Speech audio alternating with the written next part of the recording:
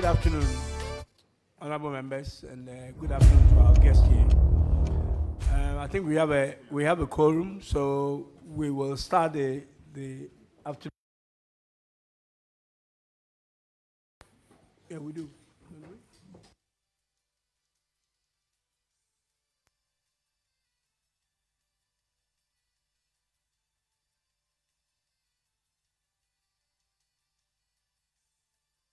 Can we usher in the...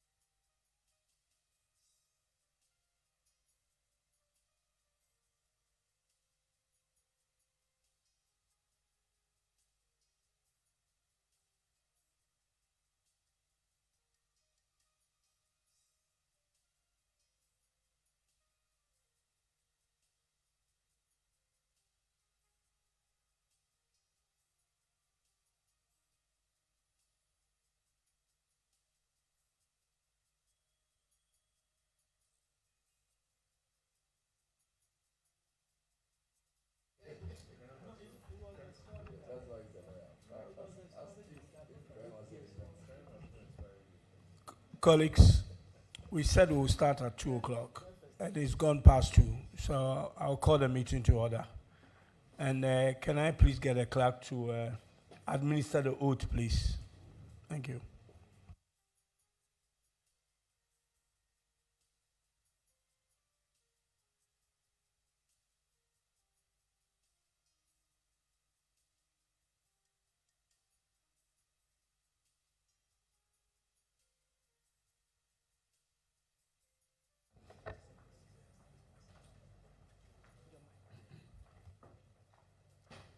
I hereby administer the oath. I, Thomas Nyakon Ampem, Do in the name of the Almighty God do in the name of the Almighty God swear swear that the evidence I shall give before this committee that the evidence I shall give before this committee touching the matter in issue shall be the truth, shall be the truth, the whole truth, the whole truth, and nothing but the truth. and nothing but the truth. So help me God. So help me God.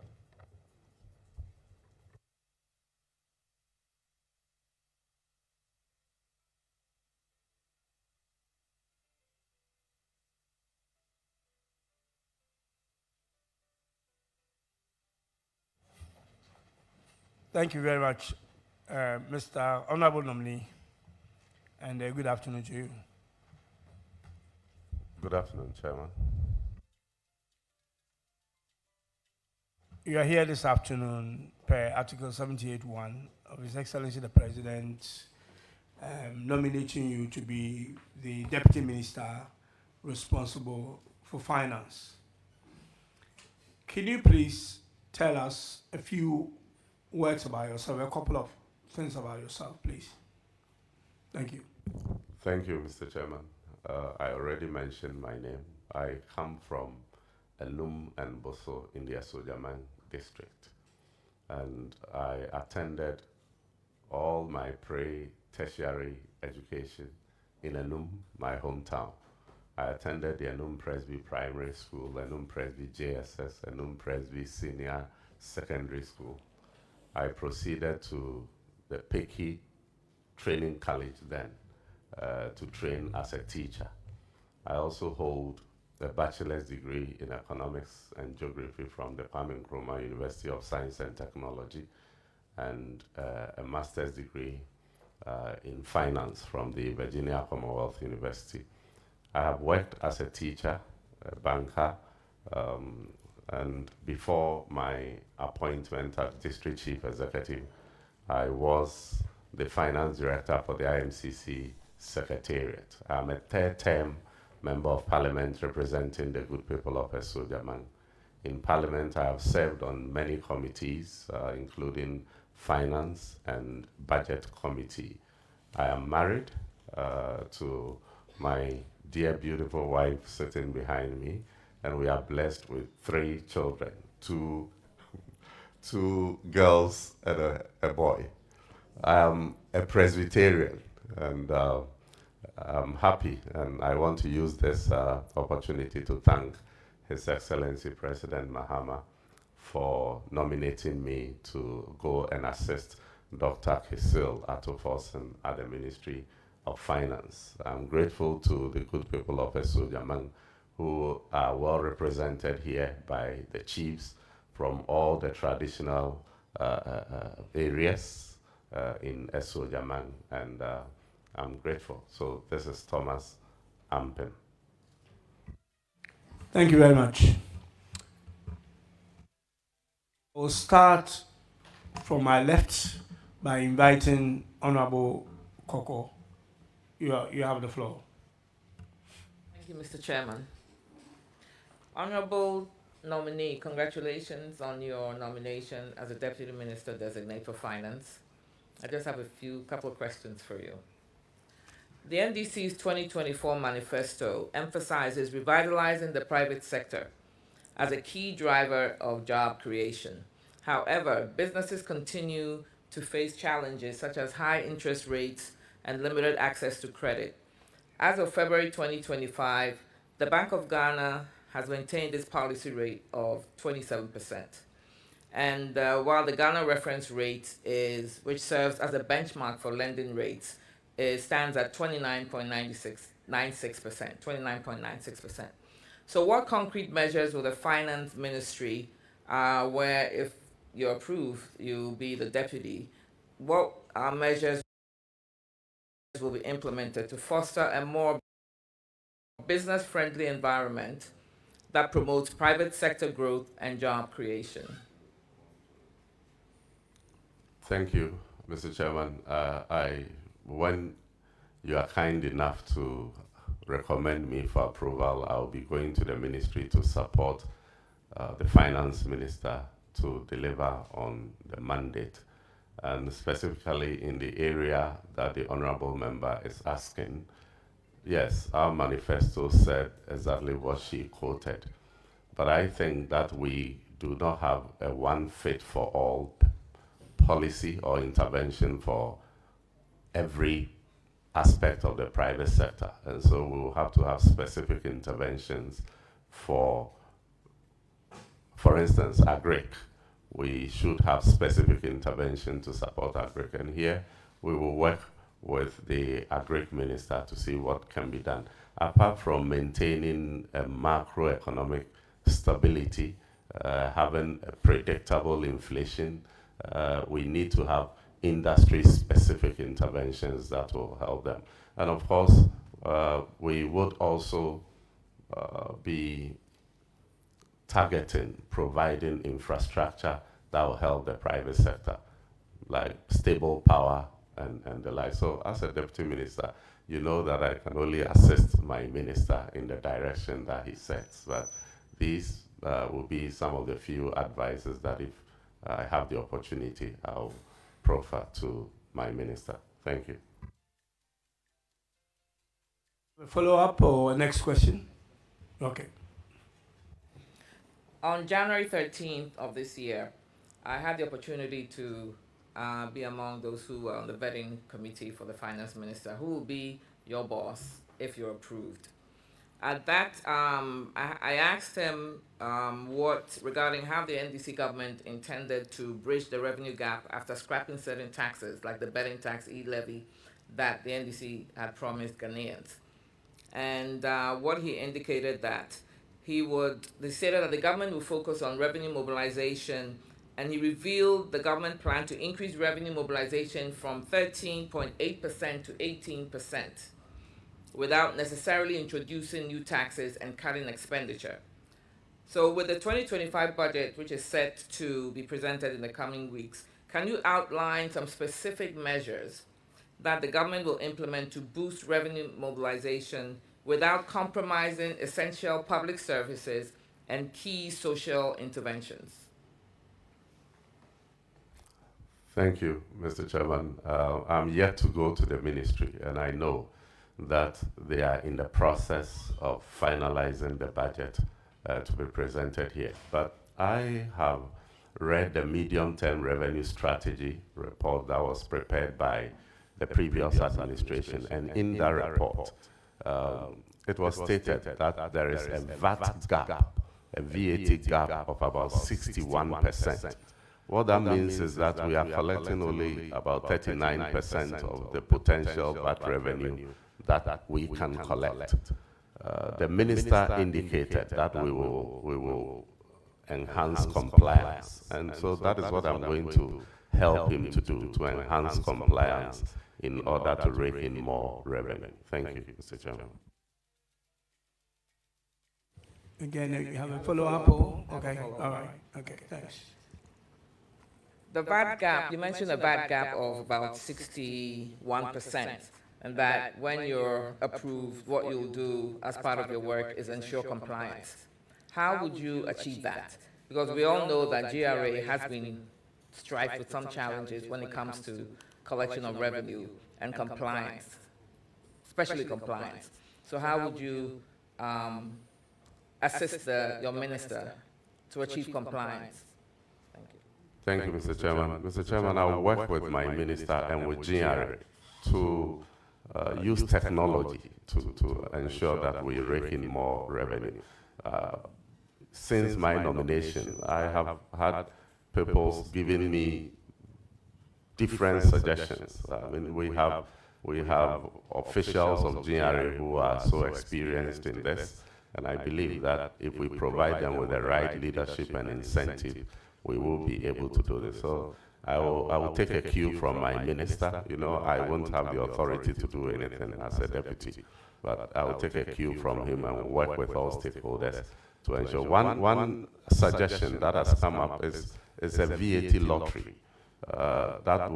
Today, a lot of people go to buy things and they don't insist on VAT receipt because they don't see the need for it. If we can have a VAT lottery that would let people know that, oh, if I get my VAT receipt and I enter into a draw, I will possibly win a fridge, an iron. I mean, it doesn't matter how small it is. Probably some of these little things will get us there. Thank you, Mr. Chairman. Can I ask another follow-up or just one follow-up? Okay.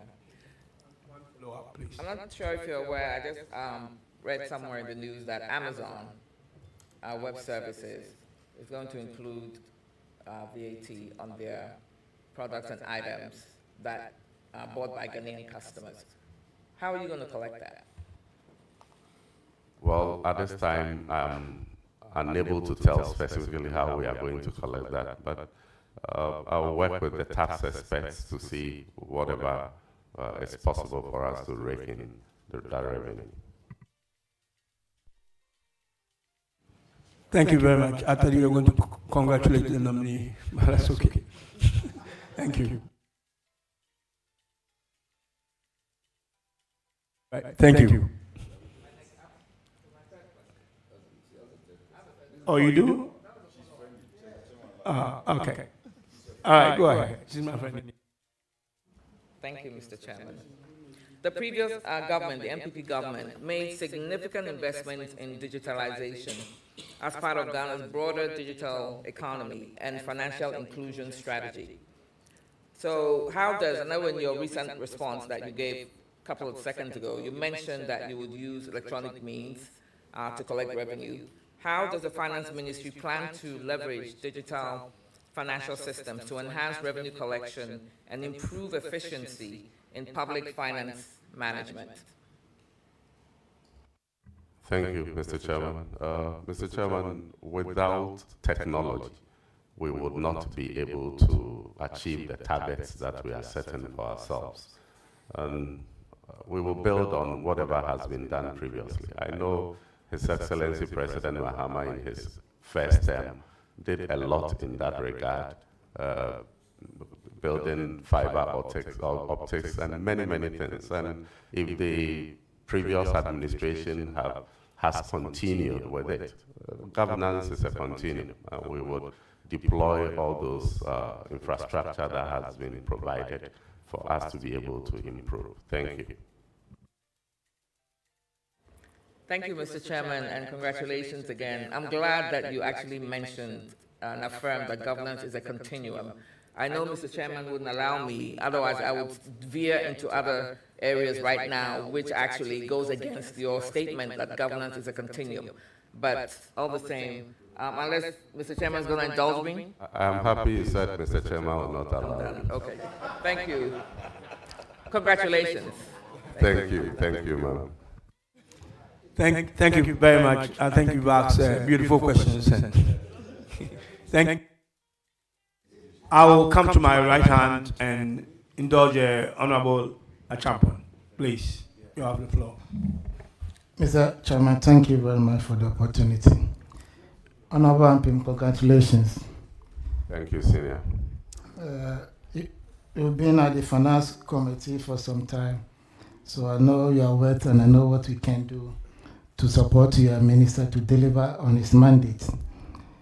Mr. Nominee, my first question has to do with the Genfi platform. You know, a lot of the agencies try to make payment outside the Genfi system. They complain about technology, internet connectivity, and the rest. So if you want to get financial discipline in place, would you keep your eye on the operations of the Genfi system in respect of payment, so that at least we can make a lot of savings? Thank you very much, Mr. Chairman. Mr. Chairman, the honorable member has said it right. We have a lot of challenges today because a lot of procurements are done without budget lines. And if we were actually implementing the gift-mix system properly, that shouldn't happen. And so we have to look at all MDAs that have not migrated onto the system and ensure that they are all on the system and implement it well so that we can control expenditure. Thank you, Mr. Chairman. Mr. Chairman, thank you again.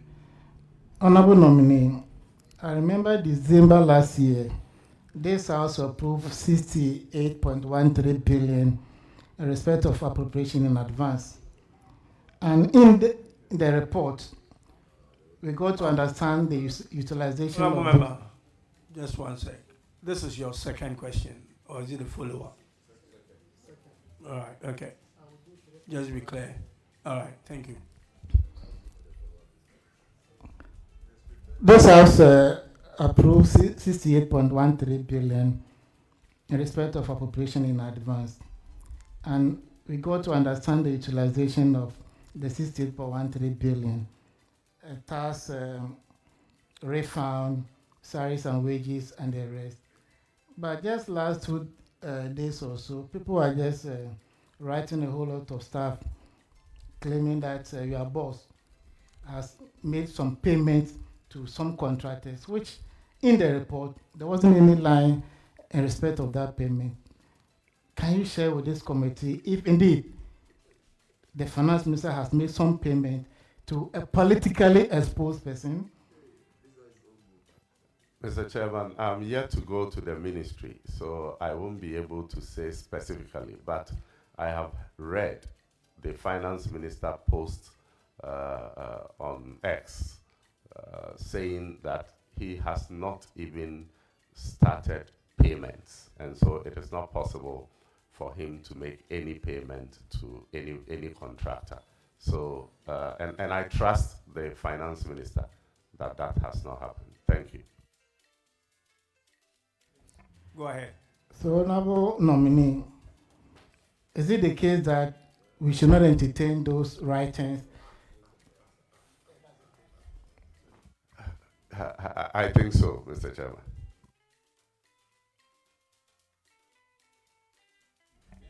Mr. Chairman, thank you very much. Honorable nominee, 7 days ago, the Minister of Finance made a payment of 6.08 billion to DDEP bondholders. Can you share with this committee how your minister managed to do this payment?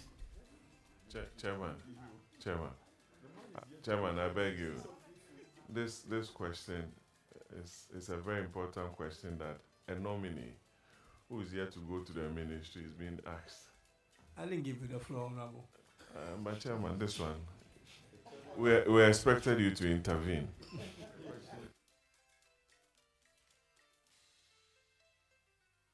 Please, go ahead. Have you finished the question? Did we get the question? Yes, Mr. Chairman. Okay. Mr. Chairman, yes, we heard that the minister has been able to pay an amount of 6 billion and 81 million owed to our bondholders. And the other good news was that provision had been made for an additional 9 billion plus to pay the debt that will fall due in July. Following this, there have been some back and forth trying to politicize this, but I think that we should rather concentrate on the good news that this sends to the market, the signal that it sends to the market, rather than trying to say that, oh, I mean, we also did this, we didn't do that. I sit at a very disadvantaged position, so Mr. Chairman, this is all I can say about it. Thank you. Mr. Chairman, my last question. Please go ahead. Honorable nominee, even my sister did raise the issue about how to deal with the funding gap because you are going to do away with the A-levy, the betting tax. So in terms of revenue mobilization, how are you going to go about it? But in my view, to start with the lean government of 60 ministers, in itself, there has been a cut of expenditure. So if we are prudent enough and we are physically disciplined, financially disciplined, I think we can make a lot of savings to deal with all those issues. Would you agree with me? Chairman. Yes, Mr. Chairman, I agree with you. Mr. Chairman, at this stage, I wish the nominee well, and I know he will deliver. Thank you very much. Thank you, Honorable Member. At this stage, I'll go back to my left and engage Honorable Dr. Gideon Waku. On the floor, Honorable. Thank you, Mr. Chairman. Honorable nominee, you're welcome. And Thank you, sir. as Mr. Chairman has advised, I will add my voice to say congratulations. My first question is, you know, a macroeconomic policy has largely focused on inflation targeting, and doing so together with maintaining currency stability has led sometimes to higher interest rate, especially on government securities, in an attempt to control the supply of money and the transaction velocity of money. Now, if you look at our securities market, especially on government treasuries, the rate is high, and that is also affecting the short end of the yield curve, which is more or less flattening.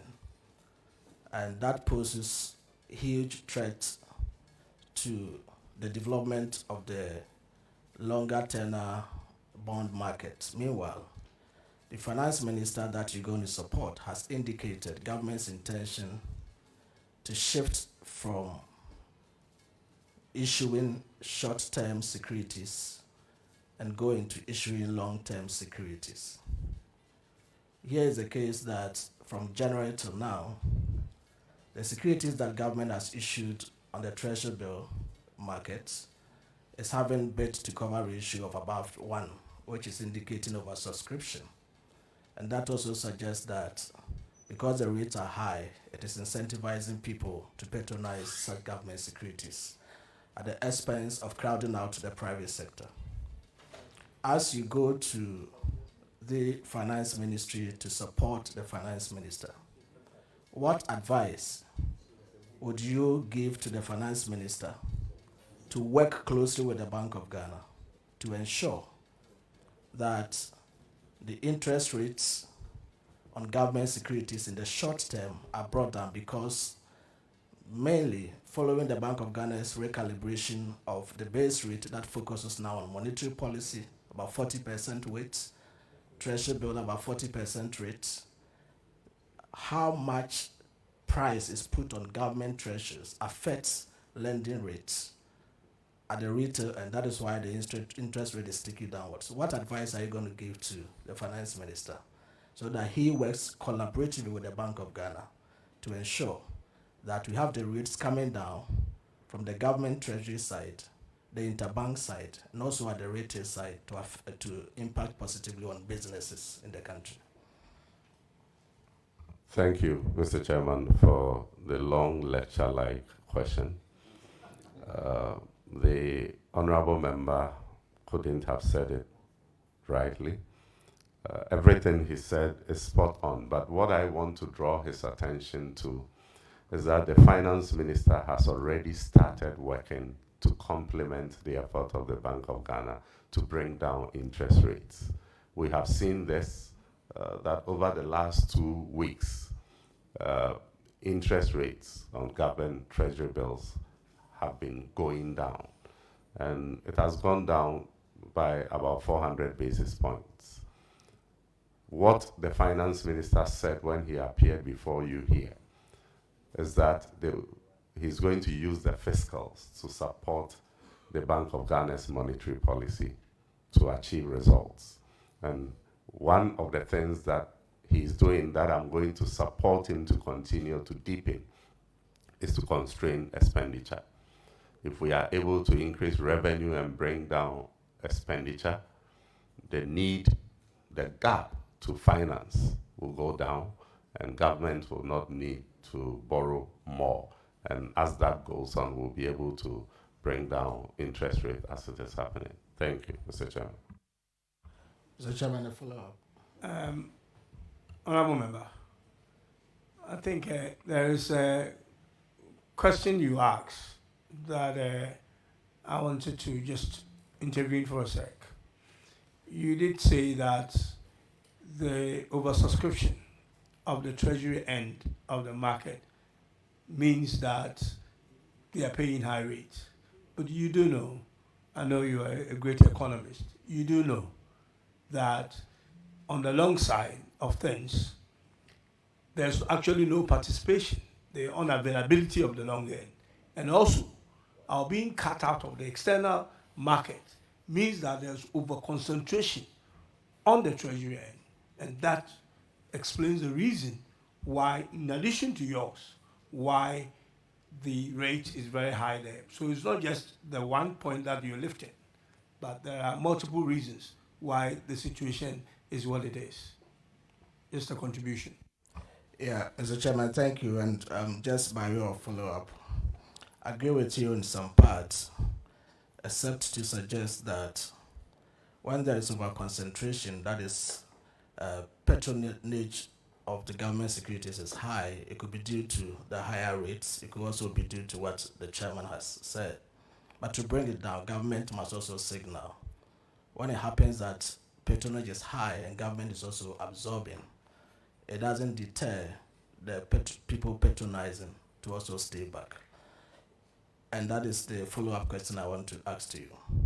If you follow the trend, within the month of January alone, contrary to what we have been told by government, that we want to cut down borrowing and bring down the rates down, this government in 4 weeks has borrowed 38.5 billion cedis in 4 weeks. That is not a good sign to signal rates to come down. But that is not even the thrust of my question.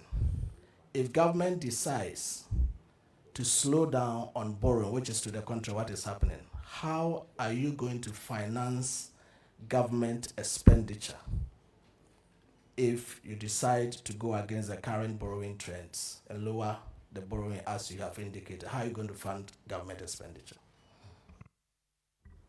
Thank you, Mr. Chairman. Mr. Chairman, I'm not too sure if the information he's given about the quantum of government borrowings is accurate. The briefings that I had indicated that we have borrowed on net basis far lower than what you are quoting, but we will have to interrogate that in due time. But Mr. Chairman, the question is asking how we are going to fund government programs. In fact, the minister stated these over here, and that is exactly what I will repeat, that we are going to aggressively pursue revenue generations, and we will cut expenditure. As for expenditure, we need to constrain it. Without that, there is no way we will be able to achieve our targets. And the way that the president has started, Honorable Achampo started by giving us some hints, by cutting down the number of ministers by about 24, is signaling that the government recognizes the challenges that we are in. And so everybody will then be whipped in line to follow suit. Thank you. Thank you, Mr. Chairman. I've exhausted the first question, so I don't want to go back. Otherwise, I was going to provide the details of the week-on-week borrowings to match up to the number I gave.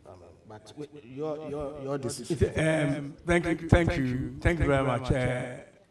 Honorable Member, you do know that the nominal figure that you have quoted might be different from the, not might be, it is different from the next, because we are talking about treasury share, where you roll over to pay for maturities and move on. So if you quote 38 as a nominal figure, might not exactly be right, unless you have the numbers to provide us.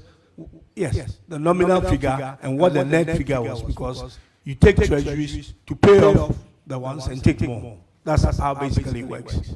Thank you, Mr. Chairman. I have the figures, but I will take leave of this and then we'll escalate it so that my brother can have a peace of mind. Yeah. Exactly. So, Mr. Chairman, that's okay. Honorable, that is not because of rollover. Don't let us argue that. Honorable nominee, you have been on the finance committee and you followed the budget.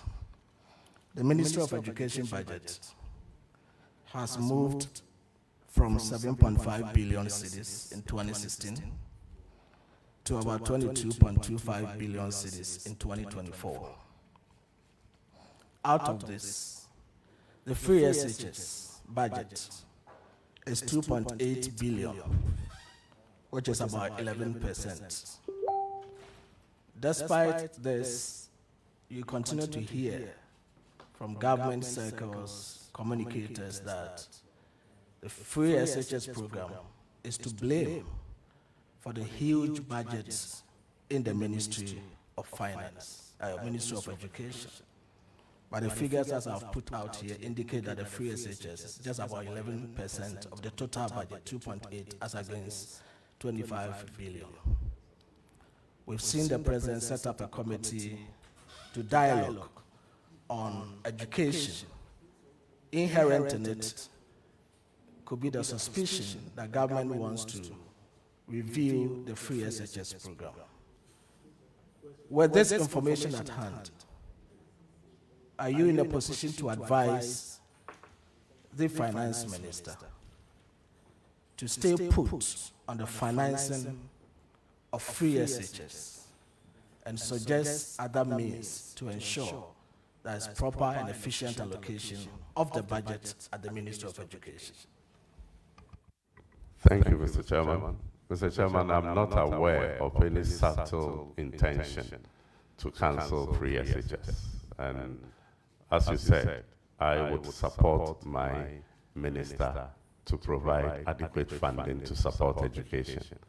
As to the outcome of the Education Forum, if Ghanaians are consensus on a particular direction and it becomes government policy, I would support it in any way. But like I said, President Mahama gave Ghanaians the assurance that he would not cancel free SHS, and I know he's a man of his word.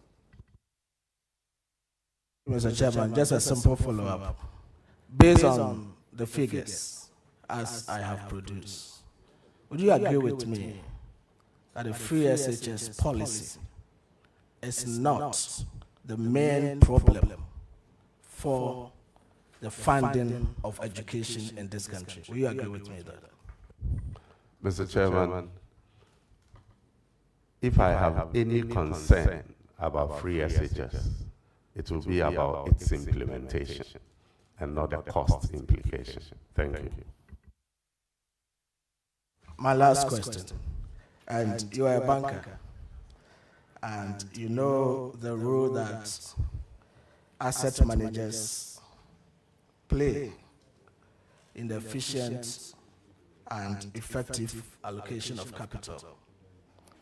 They mobilize funds from the providers of capital, like individuals and corporates, and distribute to institutions which on lend in the form of loanable funds to individuals, businesses, and all of that. What plans do you intend to suggest to the minister to put in place to ensure that the role that asset managers play in this country is enhanced and made more efficient to the benefit of everyone? Thank you, Mr. Chairman.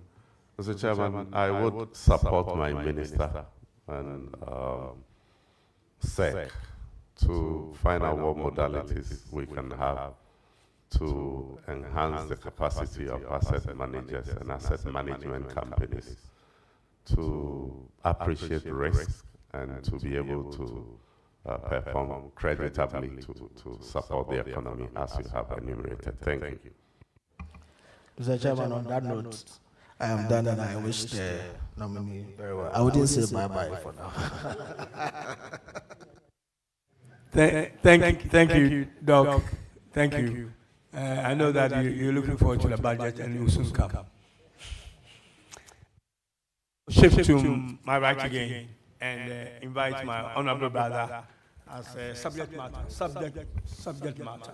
No, he's here for subject matter. Subject matter. Finance. I'm a finance student. let me congratulate the nominee, and I know he's doing well. He's doing well because there's my daughter behind him. He is my in-law. Mr. Nominee, your minister, the Minister of Finance, and your good self said severally that you are going to aggressively pursue revenue mobilization. Will you consider expanding the tax brackets to include so many people, so many organizations that do not pay taxes? Will you consider that? Will you want to suggest this to your minister? Thank you. Yes, Mr. Chairman, I will. Chairman, I'm satisfied with his answer. Thank you.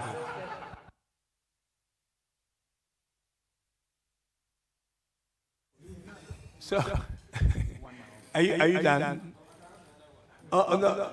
If you want me to ask another one, good. Yeah, so my second question is that the nominee, I want you to tell us how you're going to help your minister to prudently manage the debts that you have inherited.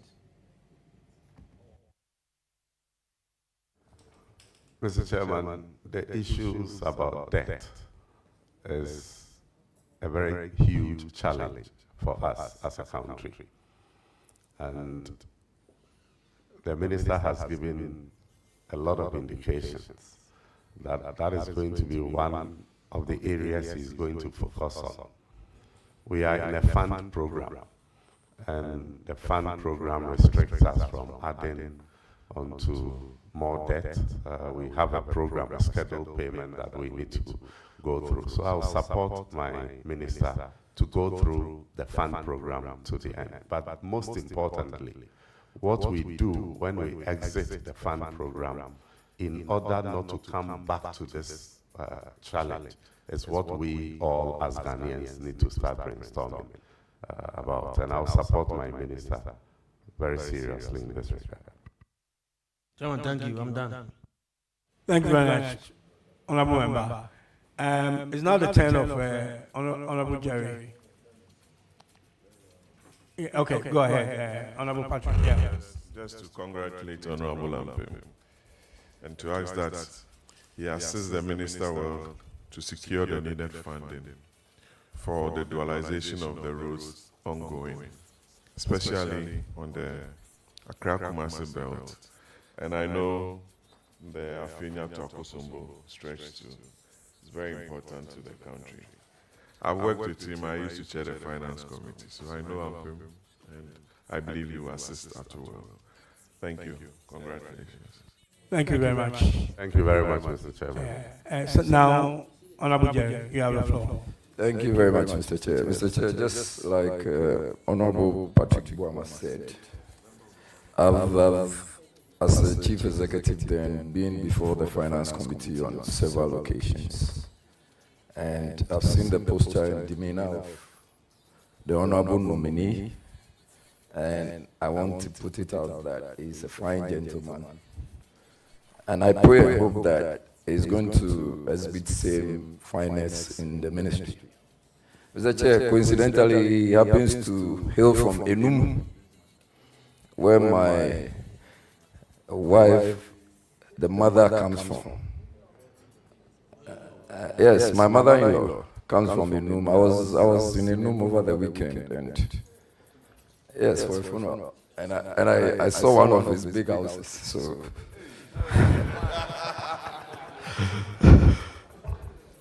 I'm just excited to be meeting my in-law, so that if he doesn't bring money for me to take care of his sister, there will be a problem in the house. That's all. So just by way of introduction, and I want to congratulate you, Honorable Nominee. Thank you very much, Mr. Chairman. Mr. Chairman, I am happy with this disclosure. And culturally, he owes me. If he has come for my sister, he has to come and pay a Akontasekan. So he owes me. But I must say that any big mansion he saw there is not mine. Yes, that's just by the way, so that's correct on the record. Mr. Chair, so my first question is to find out if the honorable nominee is aware of the withdrawals or cancellations of aid by the United States government, and whatever plans he intends to support his honorable minister with reference to those aids, now that we are having aids cancelled and withdrawn by the United States. What's your take on that? Thank you, Mr. Chairman. Mr. Chairman, yes, I've come to be aware of the USAID funding that has been curtailed. And I am told we were hoping to get some $156 million or so to finance some programs in the area of health, education, and others. Subsequently, His Excellency President Mahama has instructed the Finance Minister to look for funding to bridge the gap. This happened at a time that fortunately we are in the process of preparing the 2025 budget, so I'm sure the Minister will be able to make provision to bridge the gap. But Mr. Chairman, this should bring us to the larger conversation about aid. We know that aid to our country has been dwindling over the years. Danida is no longer supporting programs in Ghana as they used to.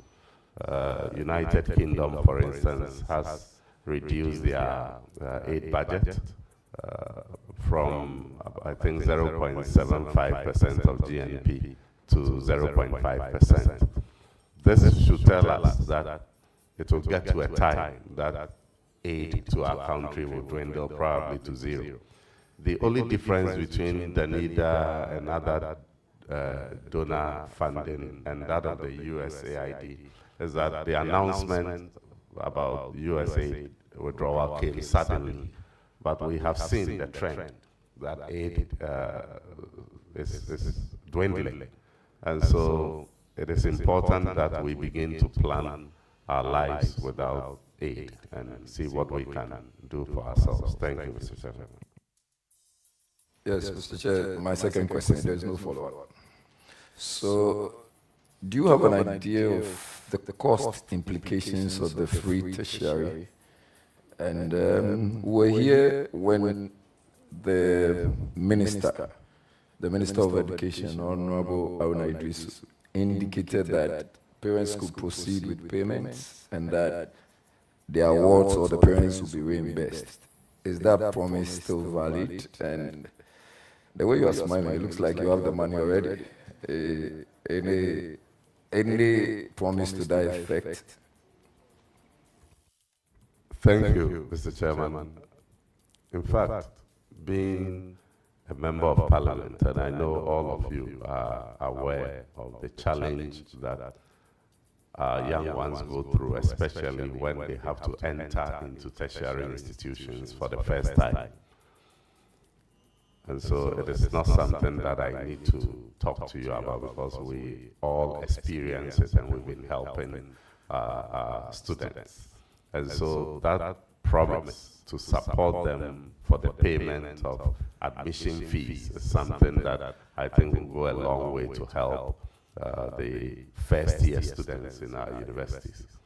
I know some considerations were made, some costing was done in the preparation of the budget, but the variables keep changing. In fact, even the number of students admitted in the universities keep changing. Recently, I heard that KNUST had admitted over 50,000 students.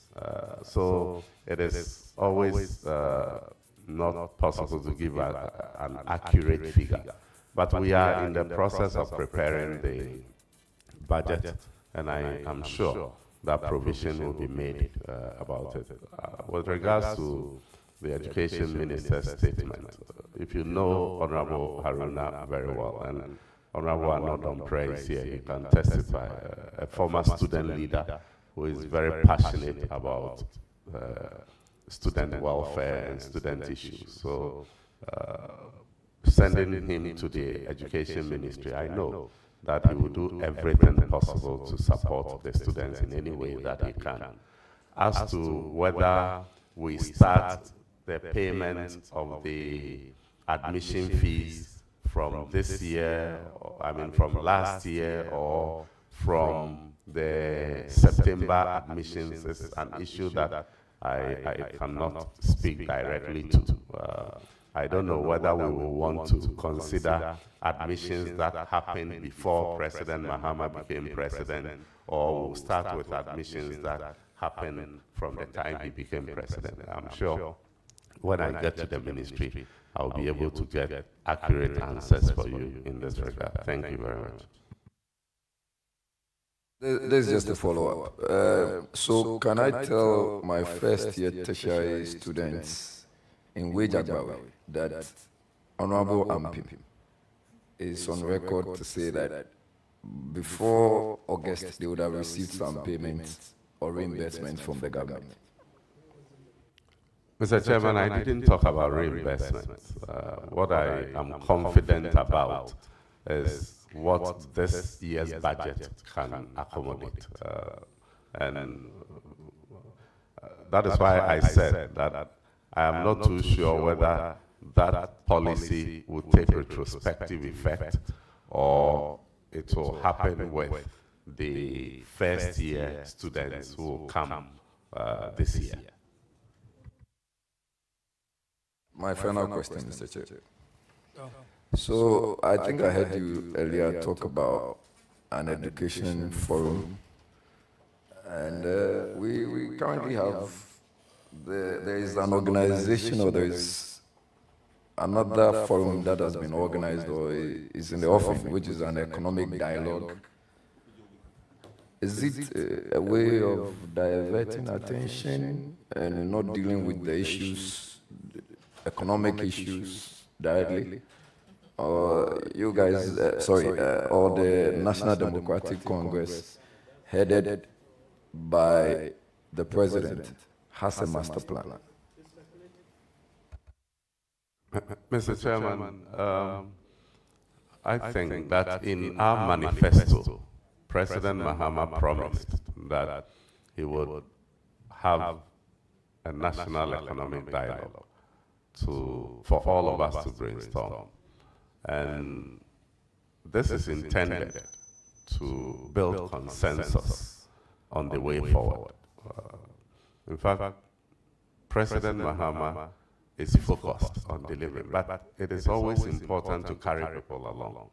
And so all these fora are to build consensus so that we are all on the same page in the direction that President Mahama intends to send us. And I want to hope and pray that when the time comes, unlike Senche consensus, our brothers and sisters on the other side will participate in this one, so we all put our hands together to build a better Ghana, to reset Ghana. Thank you, Mr. Chairman. Chairman, that should be all. Just to wish him well. And I'm excited seeing Honorable Yussif Jajah by him. That's another very supportive person on the Finance Committee. And I'm hoping to see him at his vetting as well.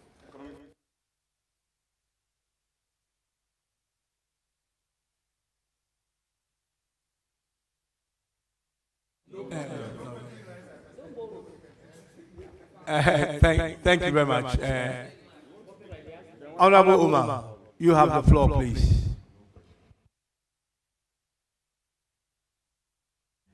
Thank you, Chairman. Mr. Nominee, Honorable Ampim, congratulations. Thank you, sir. I was here with you from 2017 to 2020. I know we did a good job as backbenchers.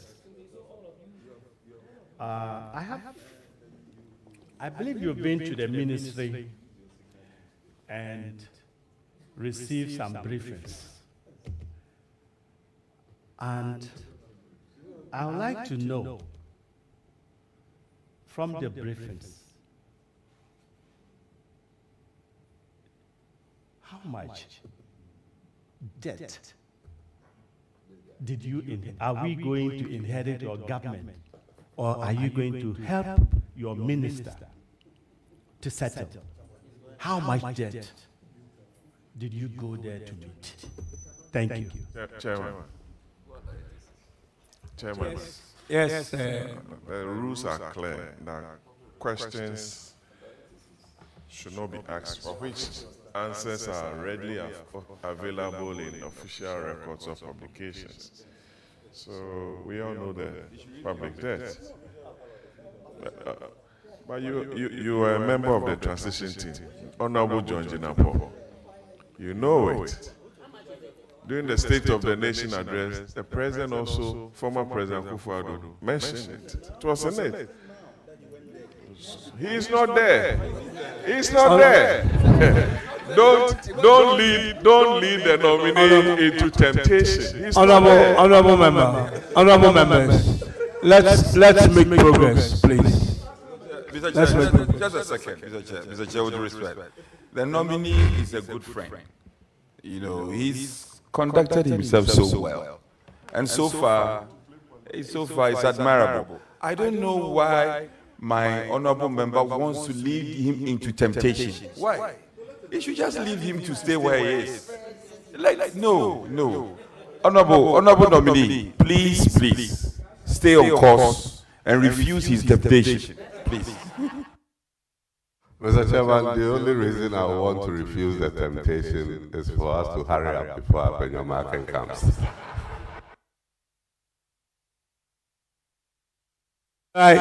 Any, or you done? Then I'll change it. Thank you, Chairman, for still indulging me. Yes, honorable. Congratulations. But how about inflation? Why is the country having so much? I think our inflational history is not been good. How are you going to help the minister to reduce that kind of high rate of inflation and bring it down to the levels where Ghanaians will appreciate the reset agenda? Thank you. Thank you, Mr. Chairman. Mr. Chairman, the minister on this platform made a commitment that he intends to bring down inflation to 8% plus or minus 2. And I will support him to achieve this target. It is not going to be easy, but it's achievable. If you look at our inflation figures critically, you see that food inflation is one main driver of our inflation. And so any attempt to bring down inflation must focus on bringing down food inflation. And here we will work with the Agric Minister to boost food production. And also, you know, we are import-dependent country. And so when the cedi depreciates, it has a pass-through effect on inflation, although not perfect. So if we can strengthen the cedi, we would also be succeeding in our quest to bring inflation down. Thank you, Mr. Chairman. Thank you very much, Honorable. I wish you well. I now want to turn to Honorable Another. Please. Thank you, Chairman. Chairman, let me commend you on how you are navigating and moderating the vetting. It's just admirable. Chairman, Honorable nominee, Honorable Pim, congratulations. Thank you, leader. Ordinarily, I will not have questions. I mean, all of us know your worth in this house. Over the years, you've conducted yourself so well. And you are also, I am proud of you as an Easterner, a fellow Easterner, I'm very proud of you.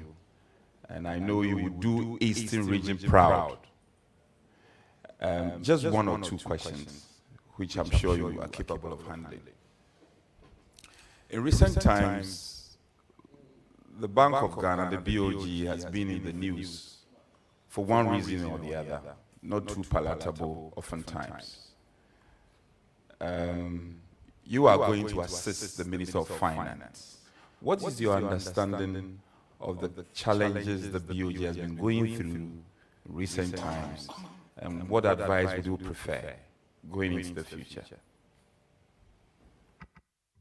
Thank you, Mr. Chairman. Mr. Chairman, the BOG has gone through some challenges.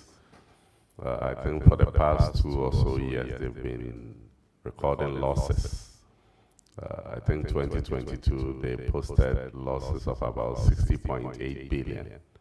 And that was mainly because of their exposure to, because of the DDEP, it affected the Bank of Ghana. The following year, they posted losses again to the tune of about 10 billion or so.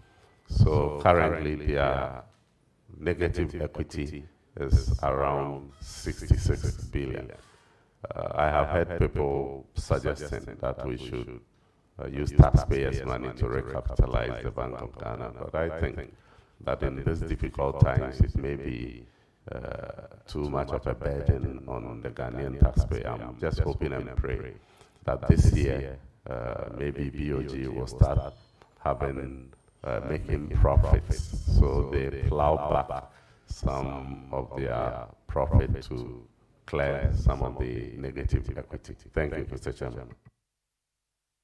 Mr. Chair, Honorable Mpim, I know if it's last week or so, Government and Labour had agreed on a 10% increase in the base pay against a backdrop of some 23, 24 inflation levels. Do you consider that as fair and equitable?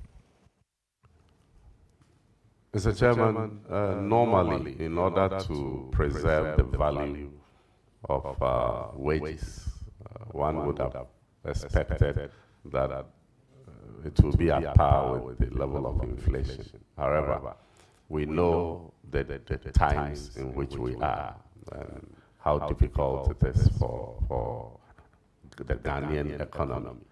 I must say that His Excellency President Mahama himself participated in the negotiation and has had cause to thank labor unions for the smooth negotiation that went on. The Finance Minister has committed to work to bring down inflation, and if we are able to achieve this, the effect of the modest 10% salary increase will not be too much a hit to labor. And Mr. Chairman, if you look at it critically, the 10% increase on base pay is leading to more than 11 billion increase in the compensation bill. And so it is also our capacity to be able to do this. And so we are happy and we are grateful to labor unions for this smooth understanding. I believe that when the economy picks up, we will be in the position to do more for labor. Thank you. Mr. Chair, my friend is very patriotic and honest man. Are you? Yes, I am. So the erstwhile MPP administration, as you do know, offered some 30+% between government and labor. And yet, it was described as inadequate. We've come from COVID and all the difficulties associated. Your government, our government, is now offering 10%. And you find it acceptable compared to ours? Mr. Chairman, I said earlier on that it is important that leaders demonstrate what they want Ghanaians to do. I believe that it was quite easy for President Mahama to achieve this because of the signal that he has given to Ghanaians. Look, it is significant the decision by government to reduce the number of ministries from 30 to 23 and to reduce the number of ministers from 84 to 60. So the president is showing that things are hard. I'm tightening my belt. So help us to achieve this. And I believe that that is what is giving us the kind of smooth understanding that we have. Thank you. Mr. Chair, this is quite debatable, but I will spare my friend. I don't want to go into the nuance of it because the answer is professed and is debatable. I could have or emphasize the other side of the coin, but it's okay. We'll leave it for another day. Or maybe I will meet him in the chamber when it's budget time or so now. We'll go much into that. So I'll spare you on that. But Rita, yes. can I just, a quick one? It is also, when you are negotiating, these wages with the unions, it's also what you negotiate. It's an anticipation of what you expect inflation to be going forward. So if you do you're able to achieve a lower negotiation in terms of the rates and it's accepted, it means that the parties all believe that inflation will continue to go down. If the figure goes up, then it means that anticipation is that inflation will be much higher. So this is good news. Chairman, you are actually participating in the vetting. That's fine. Let's give ourselves time. It's only time. Honorable Ampim, let me test your mind on this. Statutory, I'm just finishing. I'm finishing. No, I'll just... Statutory payment obligations. And let me limit you to DACF, NHIA, and Get Fund. Your side had been quite critical over the years about payment of especially DACF obligations. Timeously, yes. Thank you, leader. Are you coming up with something different in terms of prompt payment and the releases? You have been on the finance committee, so this is something you are very comfortable with. Are you bringing any insights to board which will help the minister to ensure timeous payment of these critical statutory payments, especially the DACF, which is very, very critical to our local government and our people down there? What are you going to do differently? Mr. Chairman, I'm grateful. I'm a former district chief executive, and I am a firm believer in fiscal decentralization. And so in my debates on the floor, I have stated a number of times that we don't deepen decentralization when we transfer functions and fail to follow the functions with funds. And so when I go to the ministry with your help, I would work closely with my minister to make sure that statutory payments, particularly DACF, is done on time to allow the local authorities to function efficiently. Thank you. Yeah. Okay, you spoke to your other position where you were district chief executive, and it's captured on page 2 of your CV. Page 2 of your CV. Are there notable achievements that you can apprise this house of? The former DC for Esojaman, things you are very proud of. Yes, Mr. Chairman, as a DC, I led in the development of Esojaman. I provided a number of clinics, school buildings. I did a lot, supported education, and that is why the good people of Esojaman continue to support me in my current capacity. Thank you. Mr. Chair, still on his CV, page 2. Let's stay at the same page. Your role as Interministerial Coordinating Committee on Decentralization Secretariat, Office of the President. Any key lessons that you are carrying into the ministry? Yes, Mr. Speaker. Hey, Mr. Chairman, sorry. Mr. Chairman, yes, the IMCC Secretariat was a secretariat that was established to support in the coordination of decentralization issues. And when I was there, we were being supported by the European Union with a program estimate that was funded to deepen decentralization exercise. And we did a lot at that time. I learned a lot of lessons there, and I'm going to bring that to bear in my new role. Thank you. Mr. Chair, he can take this on a lighter note. But now that the president has, found you and has nominated you to become, soon to become or confirmed deputy minister, your seat is one seat the MPP has been looking for a very long time. In my days as a youth organizer in the Eastern region, would you consider giving up a Sojaman seat now that you have been nominated as a Deputy Minister of Finance?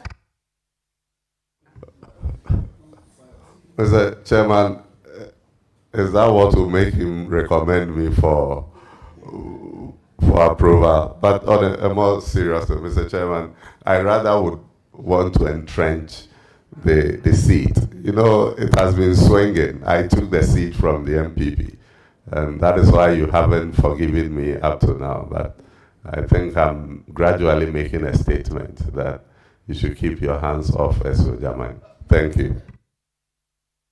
Mr. Chair, on that note, let me commend my friend highly for his nomination. I wish him well, and I wish him God's blessings. I thank you. Thank you very much. Honorable Hadia Ladi, please, it's your turn. Thank you, Chairman. Take the floor.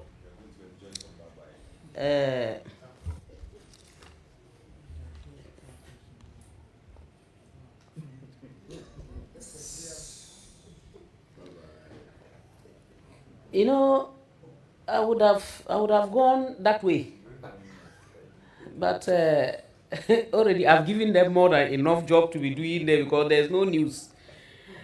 So I will not go there. Let me congratulate you as an in-law. Maybe I've not been worrying you so much, so you don't know.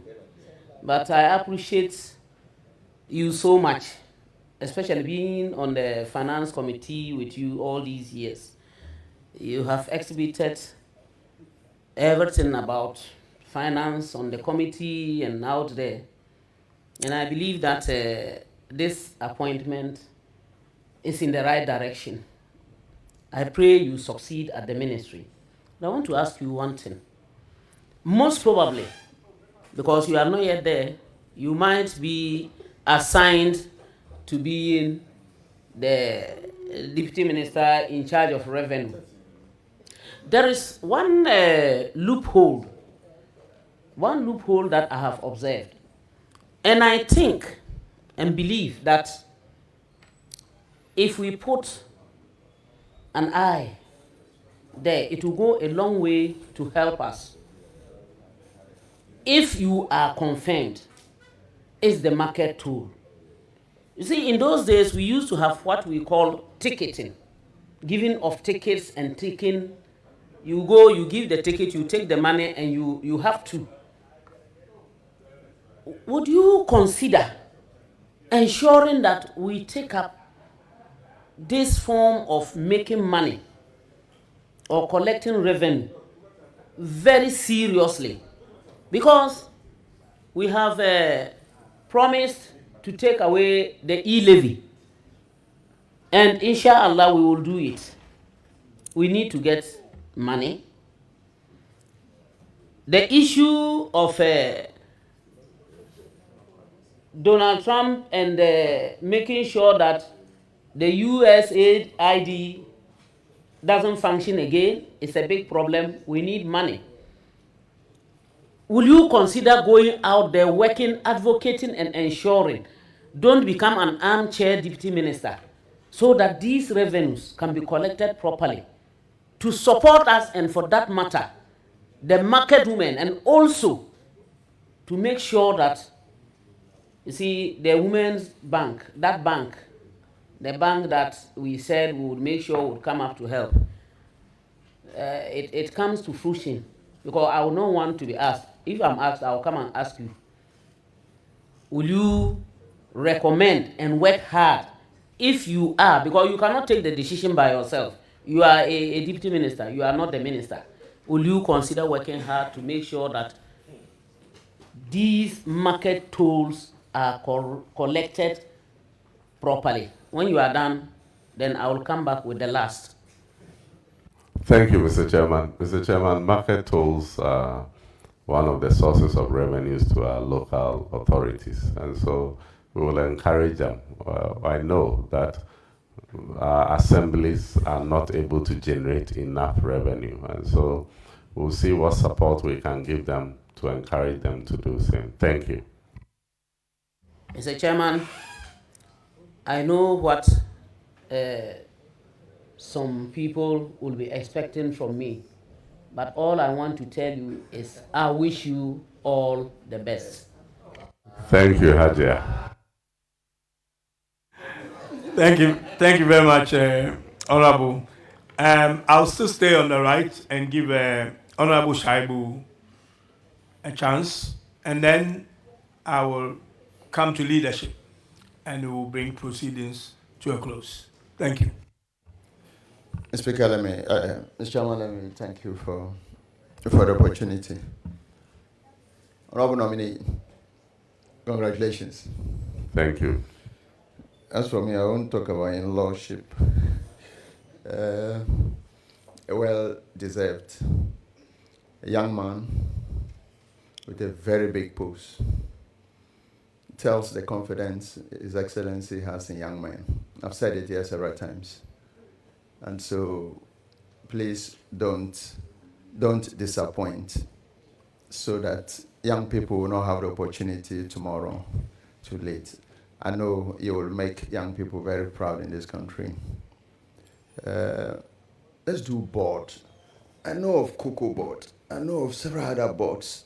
But what is this animal called gold board? Can you walk us through what it's about and why you think that it's something to set up? What are the advantages that we seek to draw from that? Thank you. Thank you very much, Mr. Chairman. Mr. Chairman, the gold board is... Chairman, just by way of bringing clarity to my learned colleague's question, you are not yet at the ministry. And if you've not been briefed, you've not been briefed. If you learn about it later, you learn about it. You know, just to be sure. Okay, thank you, leader. I was going to give the little information that I have about it, but I'll respect his views, and then because I was hoping I'll finish before he comes. And now that he's here and he's giving me a cue, I better take it. Thank you, Mr. Chairman. Please go ahead. Is that a follow-up?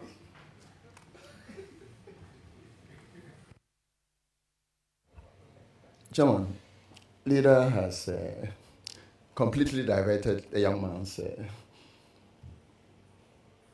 attention from the very good question that I asked. But let me just go a little bit. So let's run away from the gold board. And I know as for Scholarship Secretariat and its problems, you cannot run away from it. I'm sure some of your constituents will be on the scholarships outside. The perennial issue of stipends not being paid and the rest of that, then they tend to blame the Scholarship Secretariat.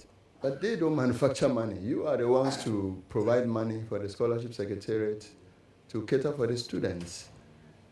Can you tell us what support you would want, or what advice you would want, or what plan you would advise your minister when giving the nod to make it quite sustainable, so that the students out there, we don't get the videos that we receive from various countries about the suffering of scholarship, students under scholarship. Thank you. Thank you, Mr. Chairman.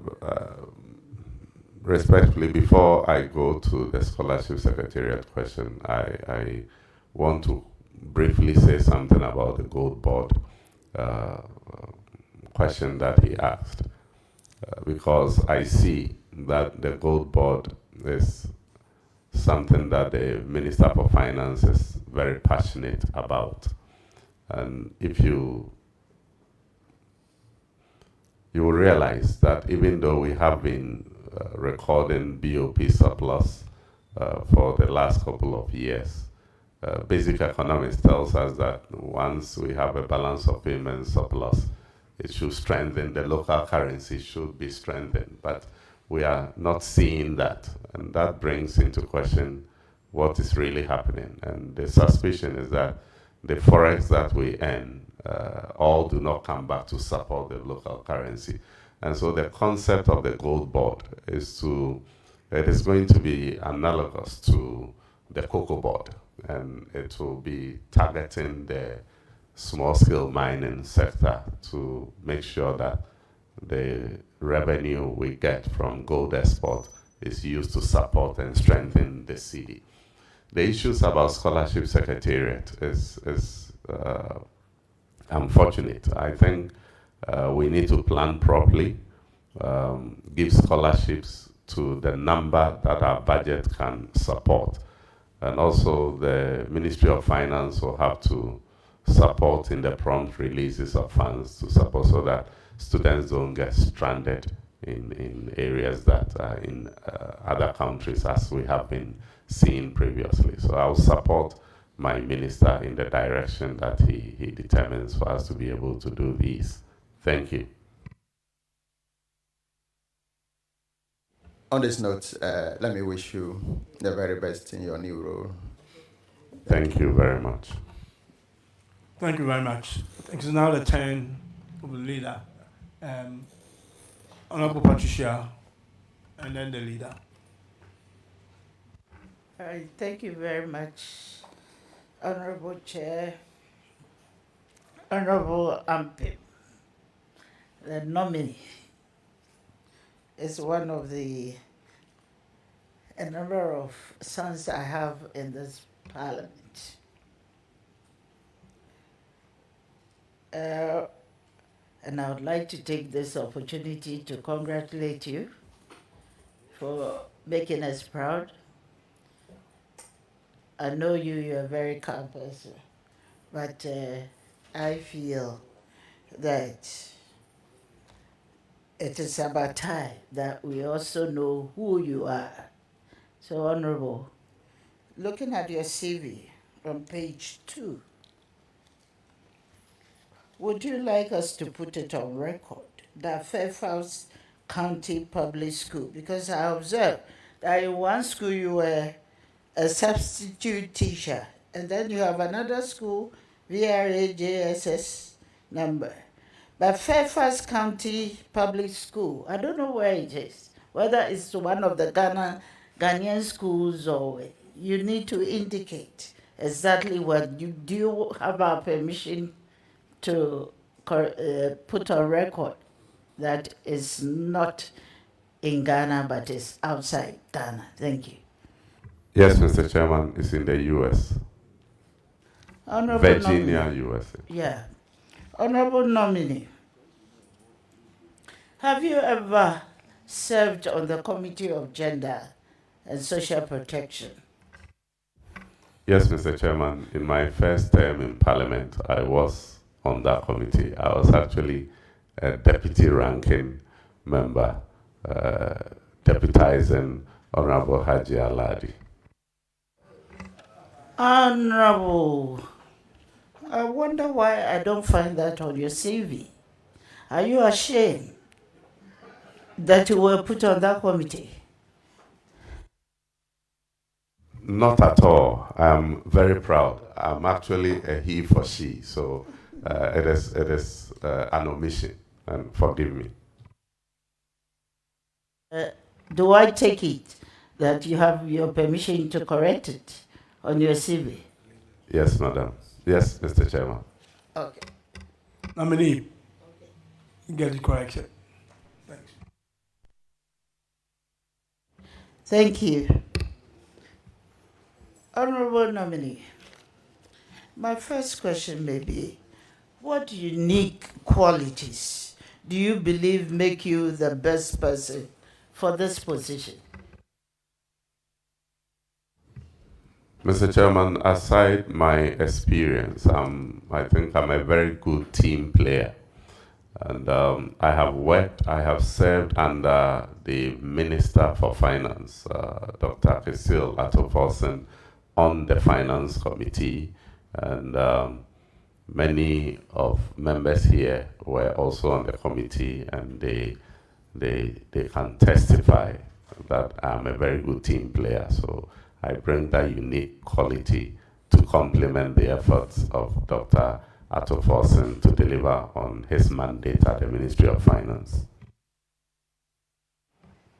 Honorable nominee, as a proud he for she ambassador,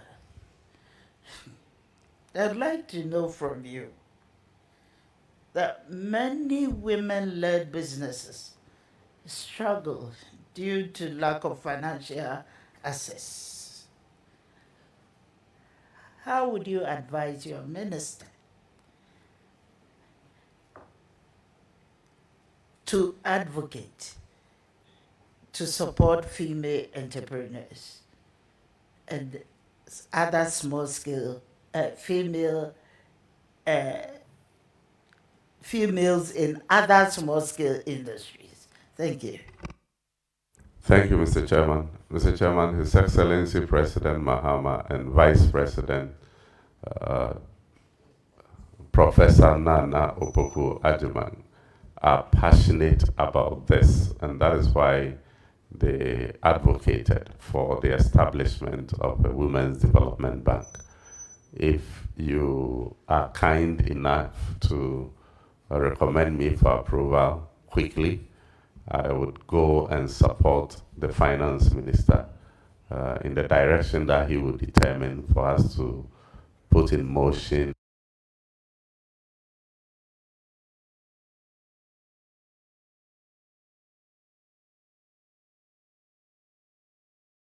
the process to actualize this important campaign promise.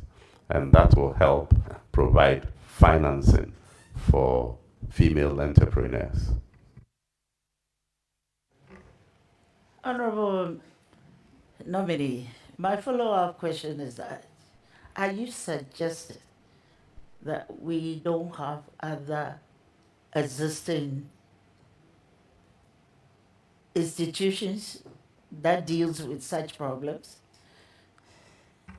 Not at all, but what I'm suggesting is that President Mahama intends to place focus on this through the establishment of the Women's Development Bank. I did not intend to suggest that there hasn't been any mechanisms to support female entrepreneurs. Yes, sir.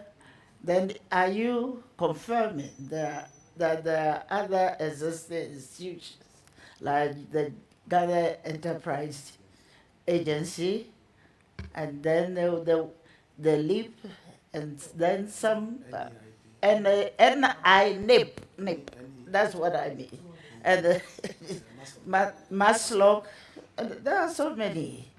Yes, Mr. Chairman, there are so many that are available for everybody, both men and women alike. This is a special focus on women, and that is the only difference.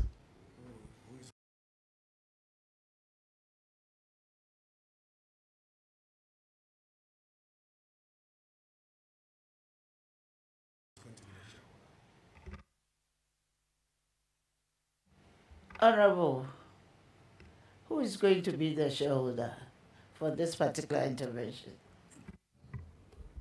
Mr. Chairman, these are fine details that I do not know. I would work with the minister to fine-tune these things, and they will definitely come before this August House. And so, taking a cue from the admonition by the minority leader, I get to the ministry. Thank you. Well, Have you read your manifesto? I have, but it's a source doc. I pray that the minority leader does not request that I go and bring it here. I think you have to refer us to the provision of the women's budget. There's a clear provision. Please read it. Do you have it? Unfortunately, no, I don't have it.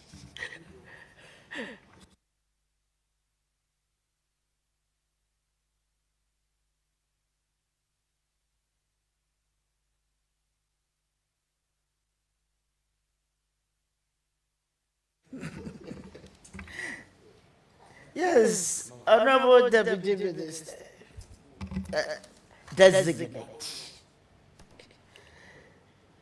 Recognizing that women and children often face disproportionate impact during economic downturns, what specific measures will you introduce to ensure that our budget incorporates gender-responsive principles? Could you please give us the detail of how gender impact assessment might be integrated into the budget formulation process to allocate more resources to programs in healthcare, education, and social protection targeted at women and children? Thank you. Thank you very much, Mr. Chairman. Mr. Chairman, one way that we can do this will be through the processes of our budget hearings. Following the passage of the affirmative action law, I think that the Ministry for Gender, Children and Social Protection must take particular interest in these and find out and draw attention to gender initiatives that can be seen in almost all the sector budgets and not only focus on the gender ministry's budget. And I would take a cue from my minister and follow through the direction that he gives in this regard. Thank you very much, Honorable Minister. I would like to find out from you, as a gender champion, he for she, how you're going to advise your minister or encourage your minister to improve on the budgetary allocation for the gender and social welfare and social protection ministries. You know very well that they have a number of programs, especially with welfare, social welfare, where inadequate budgetary allocation makes them underperform. I'm asking this specific question because there's the need to take some action now. And I'm asking you, as a champion, how are you going to support that? Thank you. Thank you, Mr. Chairman. I would hope and pray that by the time you approve me and President Mahama swears me in, it won't be too late for me to make any impact on the budget that will be presented in March. And so if you go through the process with dispatch, I would go to the ministry and suggest to the minister that we pay particular attention to the gender ministry's budget and make sure that enough provision is made to support all the programs that you have listed. Thank you very much for your answers to our questions, and we're going to hold you to all the answers that you've given as gender champion. Thank you very much. Thank you very much, Mama Pat.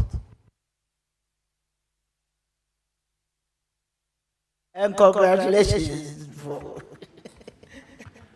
Thank you very much. It's now the turn of the minority leader. May I invite you?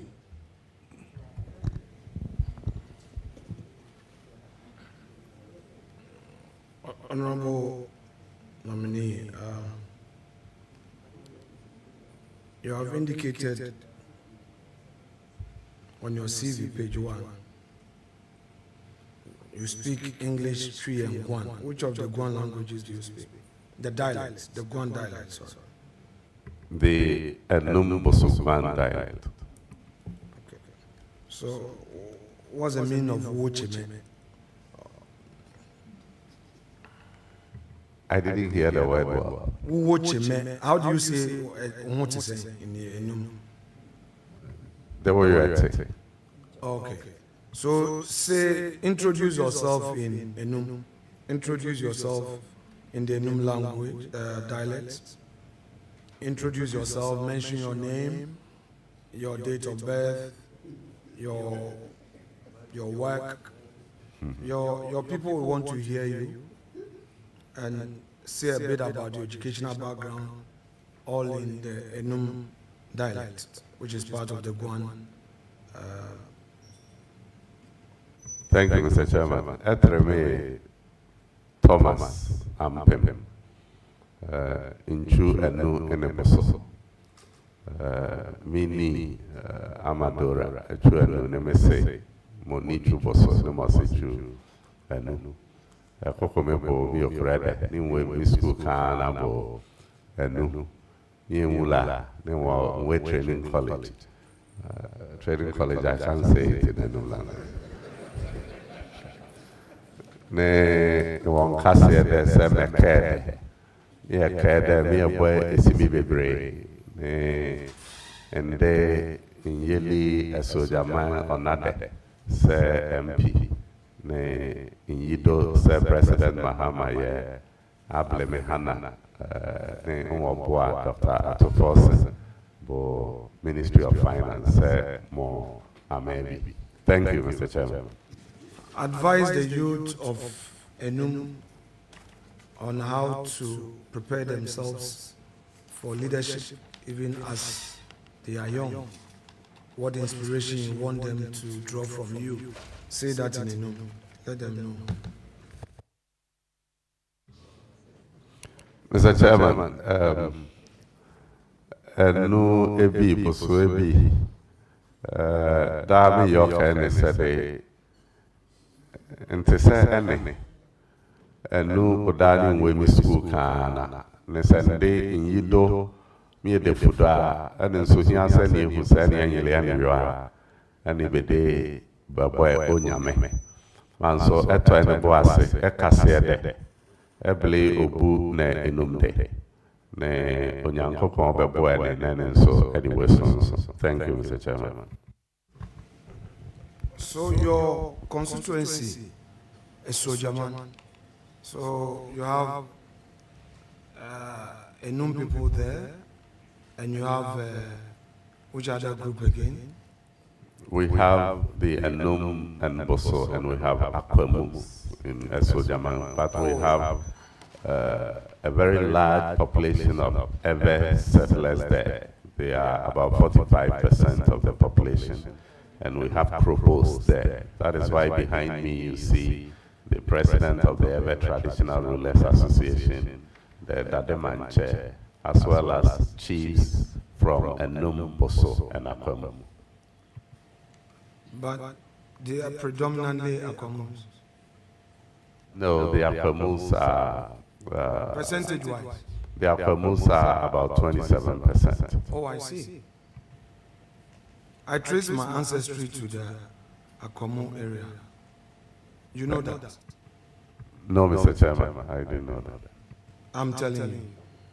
Thank you, Mr. Chairman. So it means we have a lot in common. So I'll come home. We'll be expecting you. I don't know where I belong. Part of me, Futu, and law, and then when we trace, they say, oh, Akwamu. So we all come from diverse places. That's how God wants it. So how is your Twi, your proficiency in Twi? Mr. Chairman, before I come to the proficiency in tree, I'm happy that you have chosen to be at Tetteh-Agbotui. So please, where you started tracing your route to Agbotui, stay in your lane. Thank you, Mr. Chairman. Mr. Chairman, I speak tree at the Akuapem tree very well. Okay, so, say something about your experience in Parliament in Akuapem tree. Been in Parliament for 12 years. This is your third term, right? Yes, Mr. Chairman. Right. So your first 2 terms, share some experience with us in Akuapem tree. Me, I'm a person who come from Medjuma or Parliament or Ofikasim, and it's a house of Bafofra. If you ask me, I know any to and so what they are brassi, champagne, me awaya, utimi, esia, I want so what to me, enya, apanya, ayamia, ubetimi aye. Me ba Parliament, no. My Juma our committees, baby, so bini gender and children and social protection. Committee on gender, so my Juma our local government committee, so my Juma our finance committee. Me and I'm a chairman of the budget committee, our 8th Parliament, no man sana. Yere eba sese. Ejuma no, ade asa odi weni eto hwa. Ubetimi aye ni ye na so ni peni. Meda nyame ase. Se ama me penya na meda esoja manfo so ase. Se wenyame mujidi na rebia wasoma me se mesi won. Mr. Chairman, thank you. Do you speak some heavy? Not really, but Mr. Chairman, I'm sure I do better than the minority leader.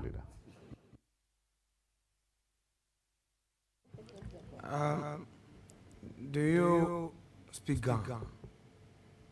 Not at all. Ebe esehogwa.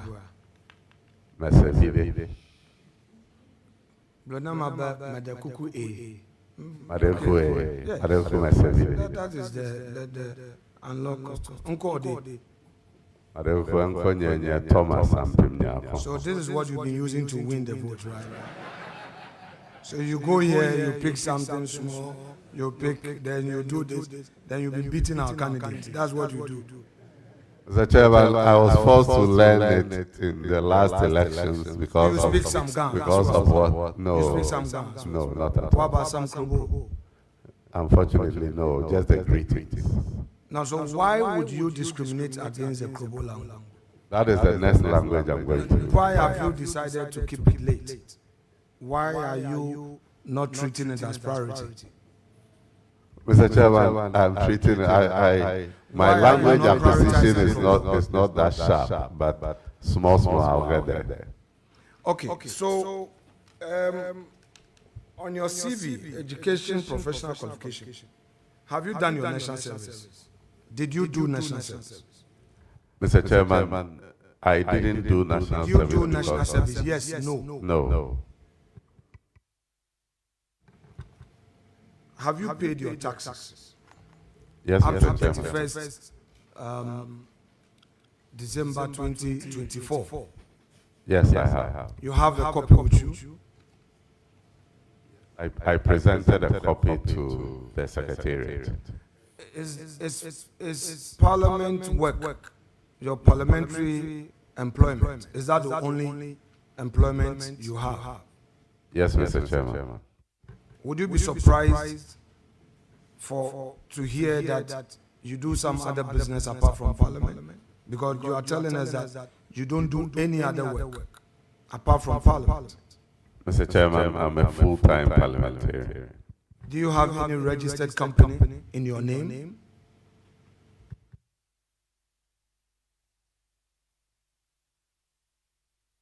No, Mr. Chairman. Proud to you becoming a member of Parliament, did you register any company? Mr. Chairman, I think I registered a company with a friend some many years ago, but we never did any business. But it's a company you registered. Would you be surprised to hear that your friend is actively working with this company, though you are a director? That is not possible. What's the name of the company? In fact, I don't even remember, Mr. Chairman. Let's go through your party's manifesto on this women banking.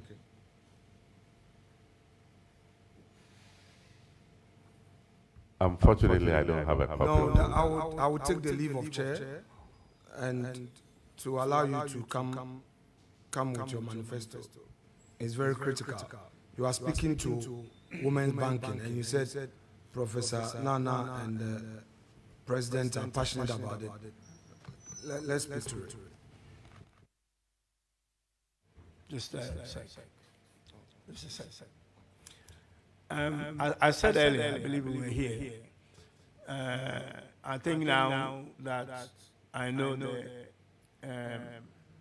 not only you personally, but your team's infatuation with the NDC manifesto and our 24-hour economy, we will begin to arm ourselves with our manifesto. But as I said earlier, the manifesto is not a driving license that we carry around. So I would not expect the nominee, if he hasn't got his manifesto here, because it is not a requirement anywhere, that he should arm himself with it. So if he hasn't got it here, then unless you want to engage him with what you have read in our manifesto, which I know is a lot. Chairman, when you rule on the matter, our duty is to yield in obedience. I will accordingly yield. I thought that since this is a major policy of the government and is contained in the enacted manifesto, it could help. It will help if we go specific into it. But that said, I'll proceed. So this women banking, let me ask you. Have you read it in your manifesto? You. Have you read it? Yes, no. Have you read it? Yes, Mr. Chairman, I read it. You did? What did it say? I don't remember. Okay. So you are here parroting policy. You say the government is passionate about, yet you don't remember what the women banking entails. You don't. Mr. Chairman, I said I don't remember because I do not want to be asked to quote certain things that I cannot get right. But like I said, I know that it was one of our main campaign policies that will establish a bank dedicated to support women because women have peculiar challenges and that treating them and men alike as the traditional banks do does not give them the needed attention and support that they deserve. So how is this women banking going to be established? We need to know the infrastructure. How is it going to operate? Tell us how it's going to operate. Mr. Chairman, those are the details that I said, that once you are kind enough to get me to the ministry, I will work with my minister and get you the fine details, and I will share that with you once I have it. No, but you agree with me that your manifesto is supposed to be the blueprint upon which your mandate was given you, your mandate to govern. That is correct. And you also agree with me that having spoken extensively about it, your suggestion is that you have read and you understand what the women banking is.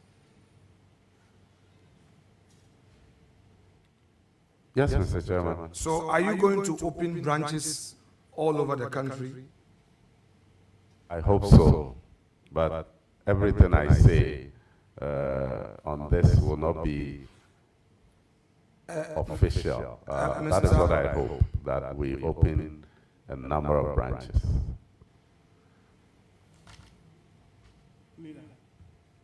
Leader, can I come in again?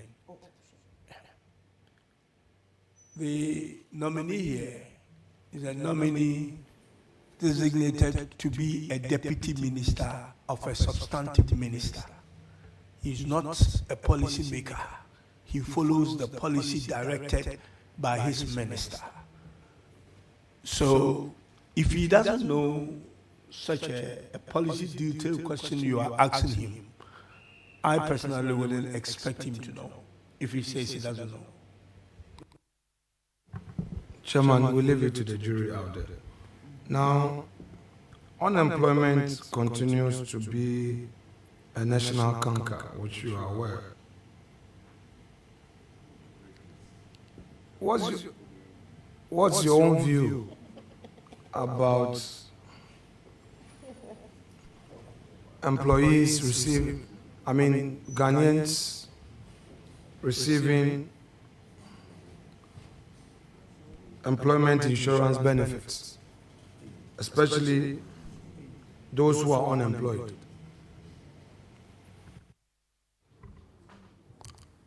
Mr. Chairman, that would be a wonderful scheme, but it depends on if our economy will be able to support it.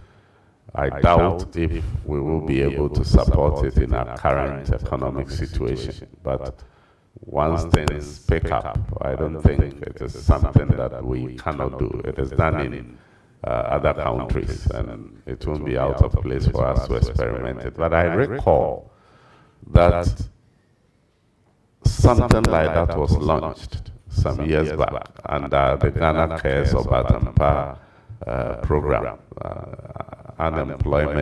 National Unemployment Insurance Program or something of the sort by the previous administration. I'm not too sure where, the extent to which it was implemented, but it is something that when I go to the ministry, I would work with my minister to look at, and once the economy can support it, we can look at it.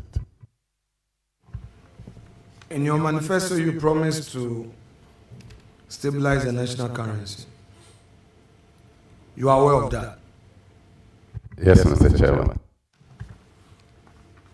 As a deputy minister, what would be your advice on the approach to achieve this? Mr. Chairman, price stability is one of the main functions of the central bank. The Minister for Finance has stated, and I even said earlier on this platform, that he has indicated that he would use fiscal policy to assist the monetary authority to achieve some of these things, and I would support him in that direction in the areas that he would determine. We hear of broadening tax base and all that. Same as found expression in your manifesto. First of all, are you aware of that? Yes, Mr. Chairman. If so, how does your government intend to implement this, broadening the tax base? What's your own understanding of the approach to be used in broadening the tax base? Mr. Chairman, we believe that in a difficult time like this, the approach to rake in more revenue will include broadening the tax base, because any attempt to increase tax rates will be burdening the few people who are paying the tax anyway. And so we must aggressively pursue a program that will rope in more people into the tax net and broaden the base in order to rake in more revenue.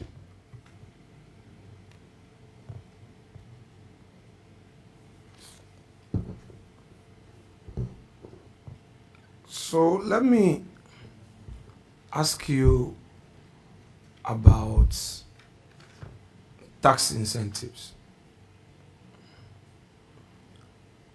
The 1D, 1F policy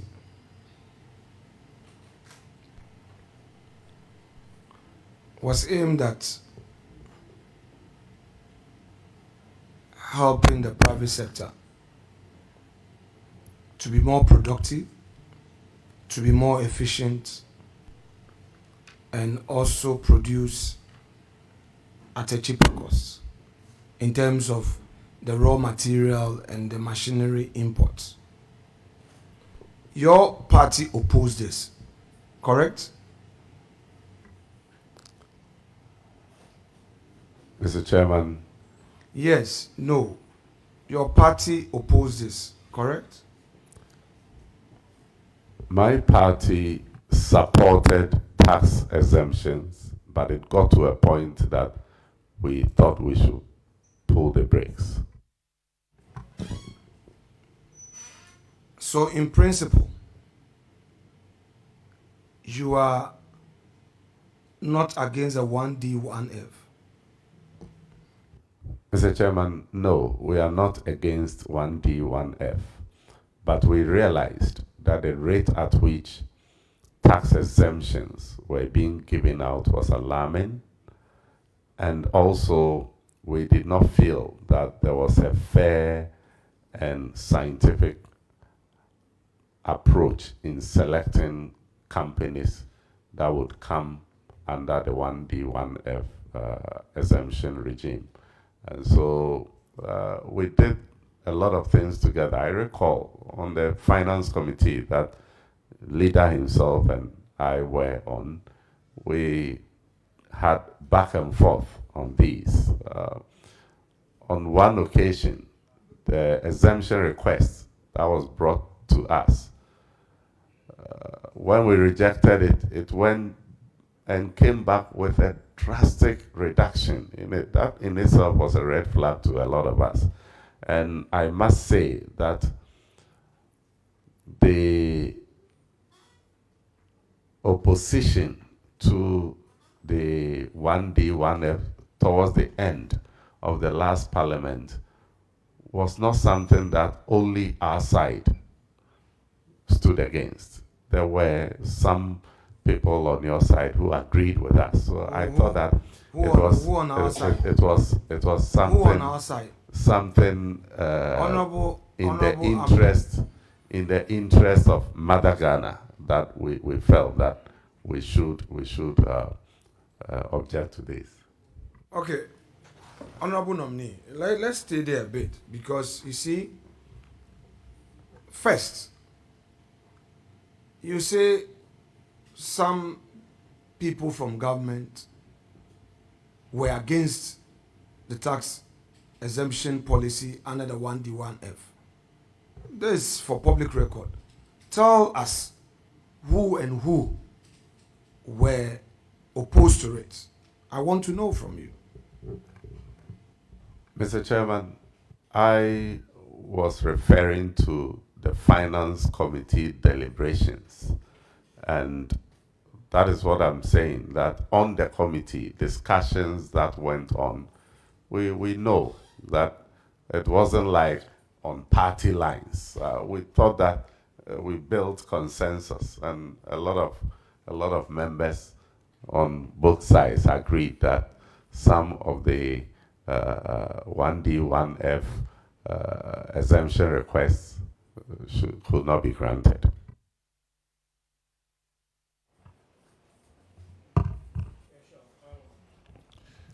Thank you very much, Chairman. On this very important issue of 1D, 1F, the decision of the committee, the then Finance Committee, was to take out the raw material components in the application, and we did so.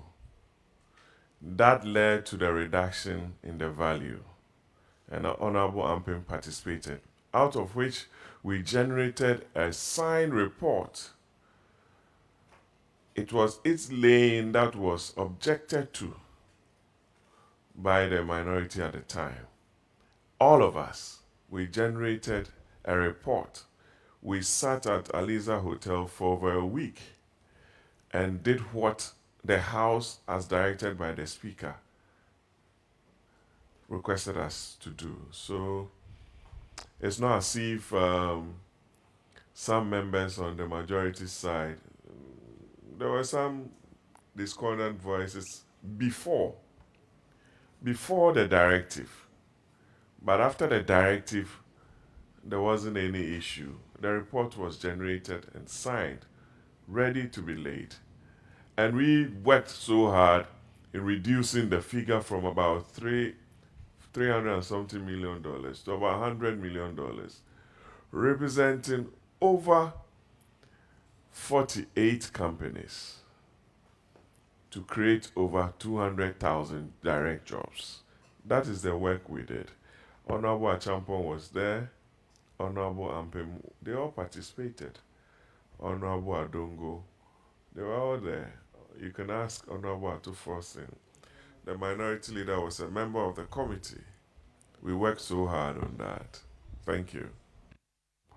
Mr. Chairman, that is what I want all of us to share. I mean, that glory is what I want all of us to share, that we work together to reduce the amount that we initially were called upon to give away in tax exemptions from the 340-something million that the immediate past chairman of the Finance Committee mentioned to about 100 million. That is a glory that I don't think minority should take. I think we all did this together. And honestly, Mr. Chairman, I feel that it is important that either Parliament or an institution conducts some analysis of the impact of tax waivers that we have been giving out to advise us as to whether the benefits is worth doing it and what modalities we should have. It is something that I feel passionate about, that we need to have something to guide us as a House in granting some of these waivers. Thank you, Mr. Chairman. Chairman, you see, certain submissions must be properly placed in context. If you say that upon scrutiny, the figures reduced, that cannot be correct. A decision was taken that the raw materials component should be taken off so that the exemption would be limited to machinery. It isn't the case that there was an abuse in the system or that the figures that were brought, somebody had inflated. You see, but the point I want to make here is this. We are a country that wants to support the private sector. And you and I agree there is a private sector that creates the employment, not the government.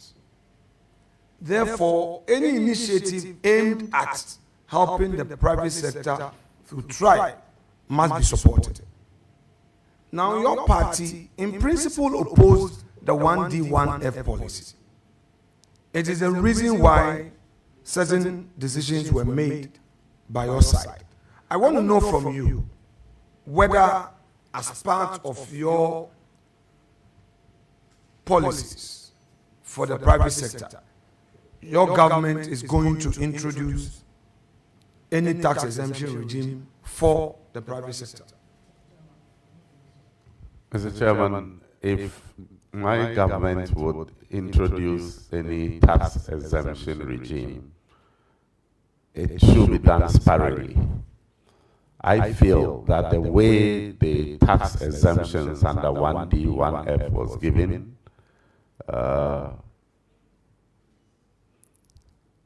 was too much. And like I said earlier on, I felt that it was important for some work to be done to ascertain whether we were getting value for it. Thank you. Yes, Honorable Chairman, you can come in. Yeah, Mr. Chairman, thank you very much. I think it's important to correct some information put out by the minority leader. With this tax exemption, there was a particular company. When they submitted the request, it was around $256 million. Upon going through the document to raise the issues, they withdrew the application, came back, and it reduced to $142 million. This is the issue the nominee is talking about, not the later, when Honorable One became the chairperson, then we put all together, we'll tease out all the raw materials and the rest. That reduced from 300 to 100 and something million. Originally, when Kuku Kwatin was the chairperson of the committee, we did the work and reduced it from 256 million to 142 million. That was the issue the nominee is talking about. So the issue put up by the minority leader that we did not support tax exemption is entirely not the position of the minority. We supported the granting of tax exemption, but we got to a point, the numbers that were coming, we couldn't contain it any longer. That was why we took that position. So the Constitution is very clear on this matter. We cannot say we don't support granting of tax exemptions, but we needed to put the brakes so that we can make some savings for Mother Ghana. So we still support 1D, 1F, and we support granting of tax exemptions. But we need to do things at the right time. Thank you very much. Rita.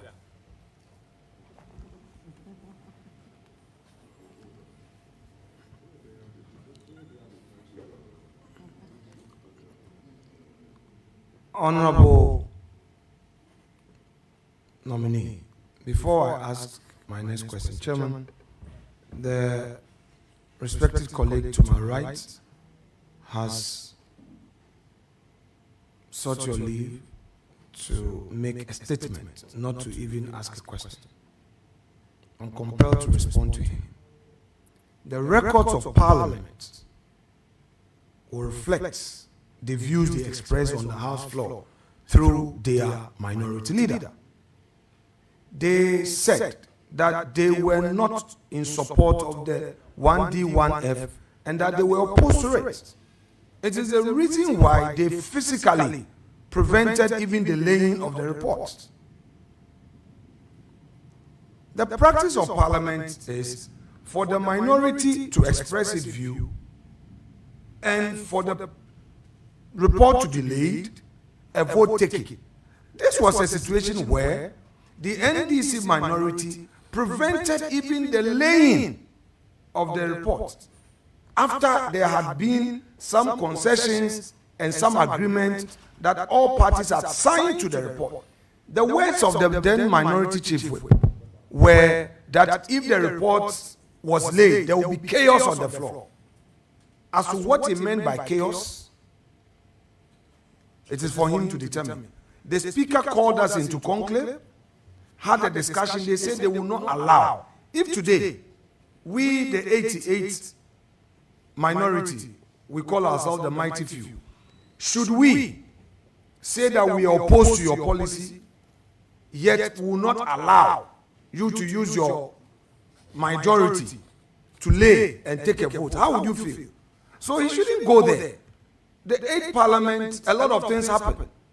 You use, your might, brow, to have your way. We cannot even do that to you, a percentage of that which you did to us. So don't create the impression now that the NDC minority, as you were then, supported tax exemption. Hanzat would expose the position you took on the matter. So don't let us go there and unduly delay this vetting process. Don't let us start a debate. You acted in bad faith. You said you were opposed to it. You frustrated government. Individual companies that had come, made presentations, you frustrated them. And you even said publicly for Hansa that because the elections were getting closer, these companies are companies that are affiliates of MPP and they were going to support us in our campaign. So don't say today that you are not against it. Rather, tell us that posterity is now dealing with you and you know that you bring exemptions for us to deal with on the House floor. That said, let me proceed. Mr. Chairman, I think that we must put this on record too. The Honorable Minority Leader will testify that, and he knows, parliamentary record will show that we supported many 1D, 1F tax exemptions, and the reports were brought to the floor by consensus. So the position that we were against, it was just at the latter part.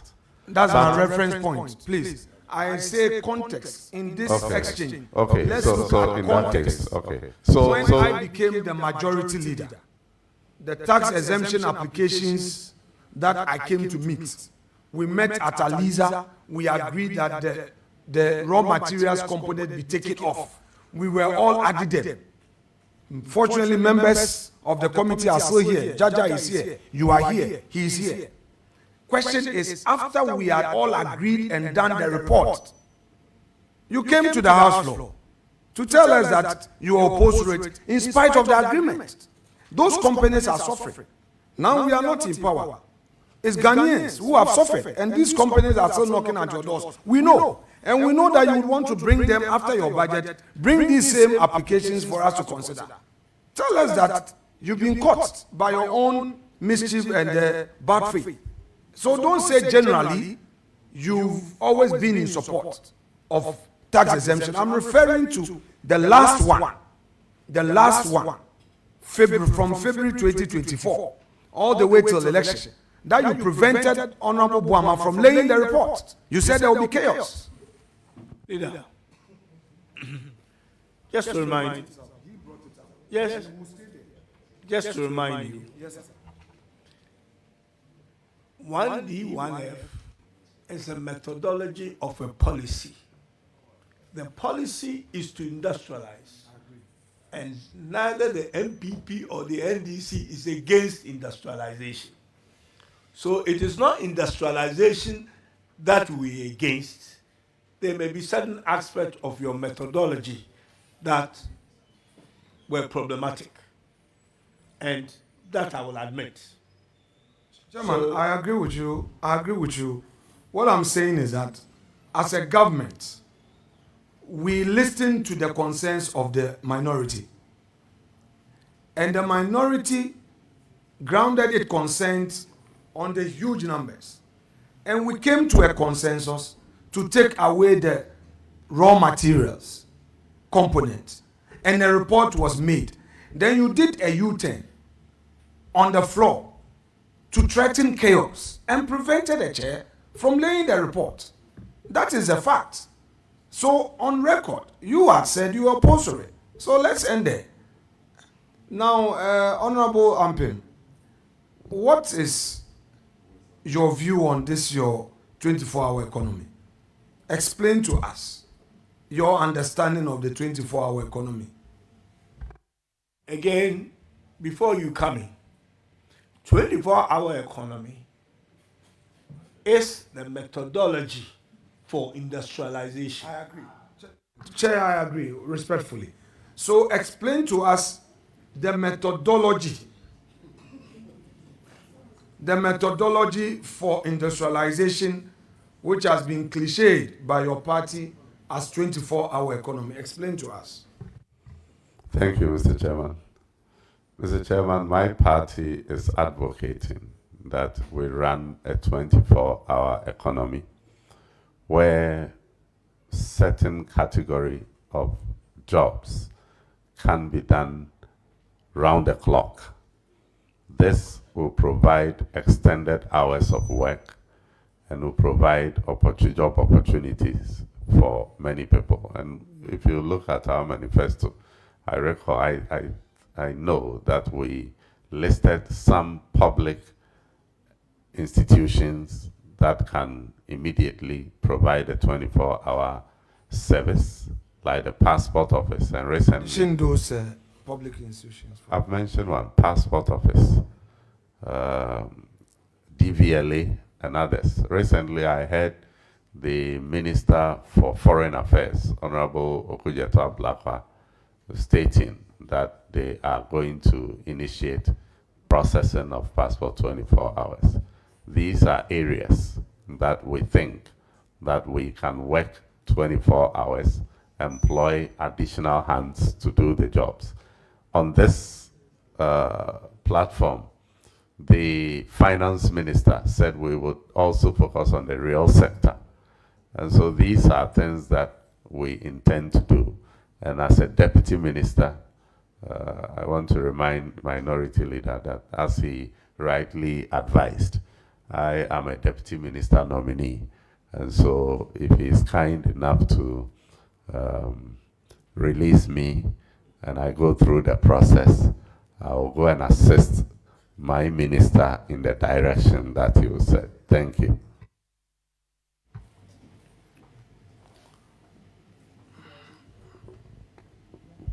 Now, so what is the real sector of the economy? If you say your minister said you are going to focus on the real sector, what do you mean by that? We are talking about the productive sectors. We are talking about road construction. I don't see why we cannot do road construction in the night, as we see in other countries.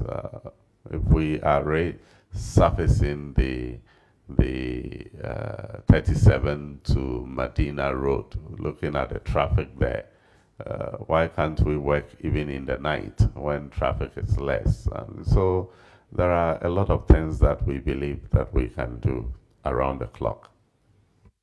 So, do you have any idea of the cost to government in this?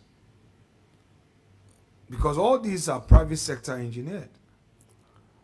Are you going to provide some incentives to the private sector to enable them achieve this? Rightly so. What are some of the incentives they should expect?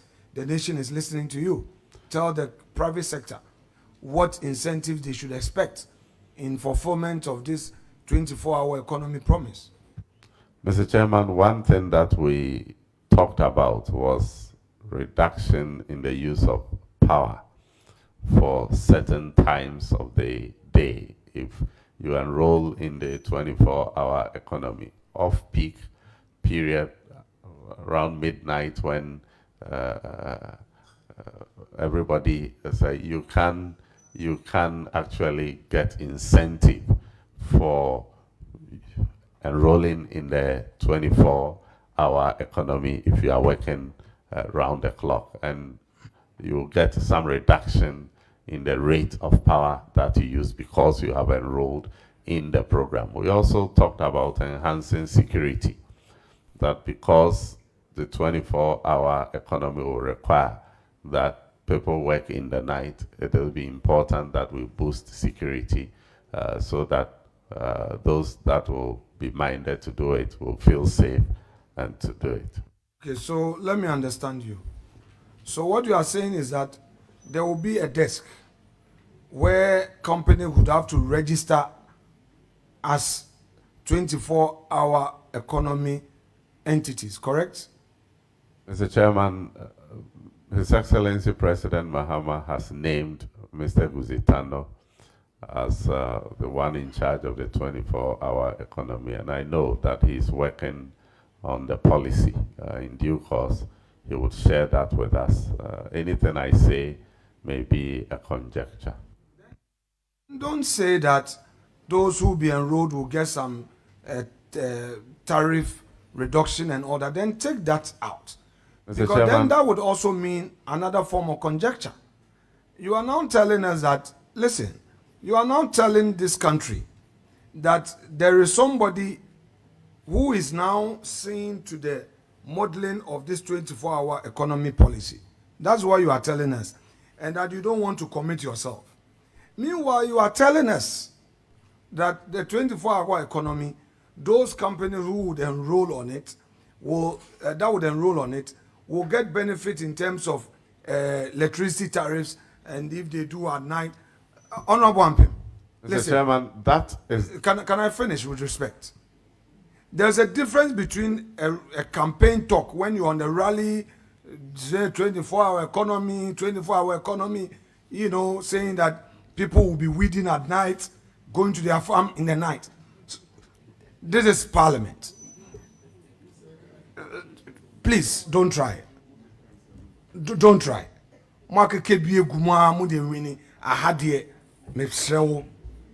Is the policy now being enacted? Tell me so that I end here. Tell me. Mr. Chairman, I said that the policy is in the process, but I also mentioned that yes, it's in the pipeline. But I also mentioned that the policy envisages that there will be some benefits to those who enroll in it, and the benefits includes reduction time of use. Ghana for being humusu by papa. What the interest? Leader, I think you are actually jumping the gun. Sure. Chairman. There is a man. Have a peaceful day. Chairman. Please, it will still continue to be peaceful. We have a manifesto and a policy. The manifesto eventually will feed into the policy. Somebody is out there that he had mentioned who is fashioning out these policies for us to get the details. In the manifesto, we did not say anything about we will give a tax exemption of this amount, or that will come in the policy and in the details. So when you were what do you say was contained in your manifesto? Tell us. Chairman, you are not on oath, but you are explaining. Yes. You're still engaging me. All right. The promises given in the manifesto does not come with numbers. The numbers will come in the policy, and they have to put it together. Yes, you will have a first visit with a budget, and you can then ask questions out of that. To ask the nominee, the deputy minister, about these details, first and foremost, is unfair, and he is not in the position to articulate what you are looking for, which is how much we are going to give in exemptions and all that. That is what it is. And he is not in a position to answer those questions. He wouldn't be. I would be surprised if he is. That's the point I was trying to make. Chair, though you are not a lawyer, but you've just given a certain ventilation that you've led him into a stage where you are telling him that don't answer questions on 1D, 1F. Very well.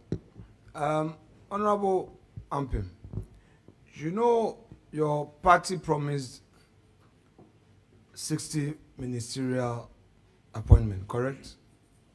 Correct, Mr. Chairman. Should we expect more technical advisors to the ministers and deputy ministers? Mr. Chairman, I am sure that number of technical advisors that we will have will definitely be fewer than what would deal with your matter. And Honorable Ladi and Co should pay attention to your answers. No, Mr. Chairman. I'm asking you, should we expect more technical advisors, yes or no? I hope not. Mr. Chairman, I am not in the position to answer this question. I am not the appointing authority. Would you be required to take technical advisors? I wouldn't know until I get to the ministry. So when the need arises, would you take technical advisors? Mr. Chairman, there are a lot of officers at the ministry that are supporting us. If there is a gap and there is a need to have a technical advisor to support, I will consult, and if that is allowed, why not? Some people are saying that this government is a civil servant government. What do you say to that? Mr. Chairman, I don't quite understand the question. That this government is not a politician's government, it's a civil servant's government. What do you say to that? If it is because we are reducing the number of ministers and that will rely on civil servants to bridge in the gap, then probably, but I don't think we should call it a civil servants government, because in any case, the reduction is about 24.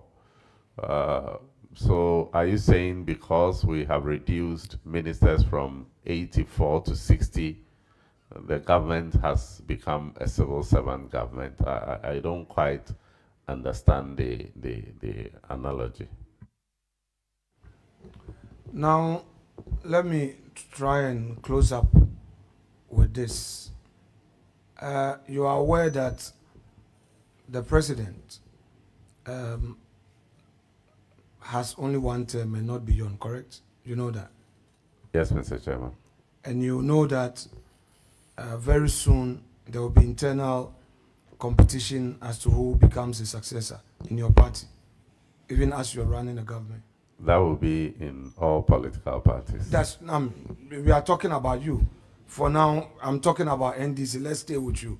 You would agree with me that very soon there would be internal contest as to who succeeds President Mahama within your party for 2028 election, correct? Mr. Chairman, as long as President Mahama will not contest in the next election, definitely there will be internal processes to select another flag bearer. Now, in the process, how do you and Ato are going to be at the finance ministry to ensure fiscal discipline and all? Do you agree with me that in the process of internal politicking, it would likely put the government in disarray? And if you agree, how do you assure the nation that you would do what you can to ensure fiscal stability? Mr. Chairman, I'm not too sure how the internal politics would affect our resolve to manage the finances of this country. But if there are any of those external issues, I'm sure we'll be able to navigate through. You are a young man from Eastern Region and above 40. If they approach you to contest, would you? Mr. Chairman, to contest for what? Flag bearer of your party.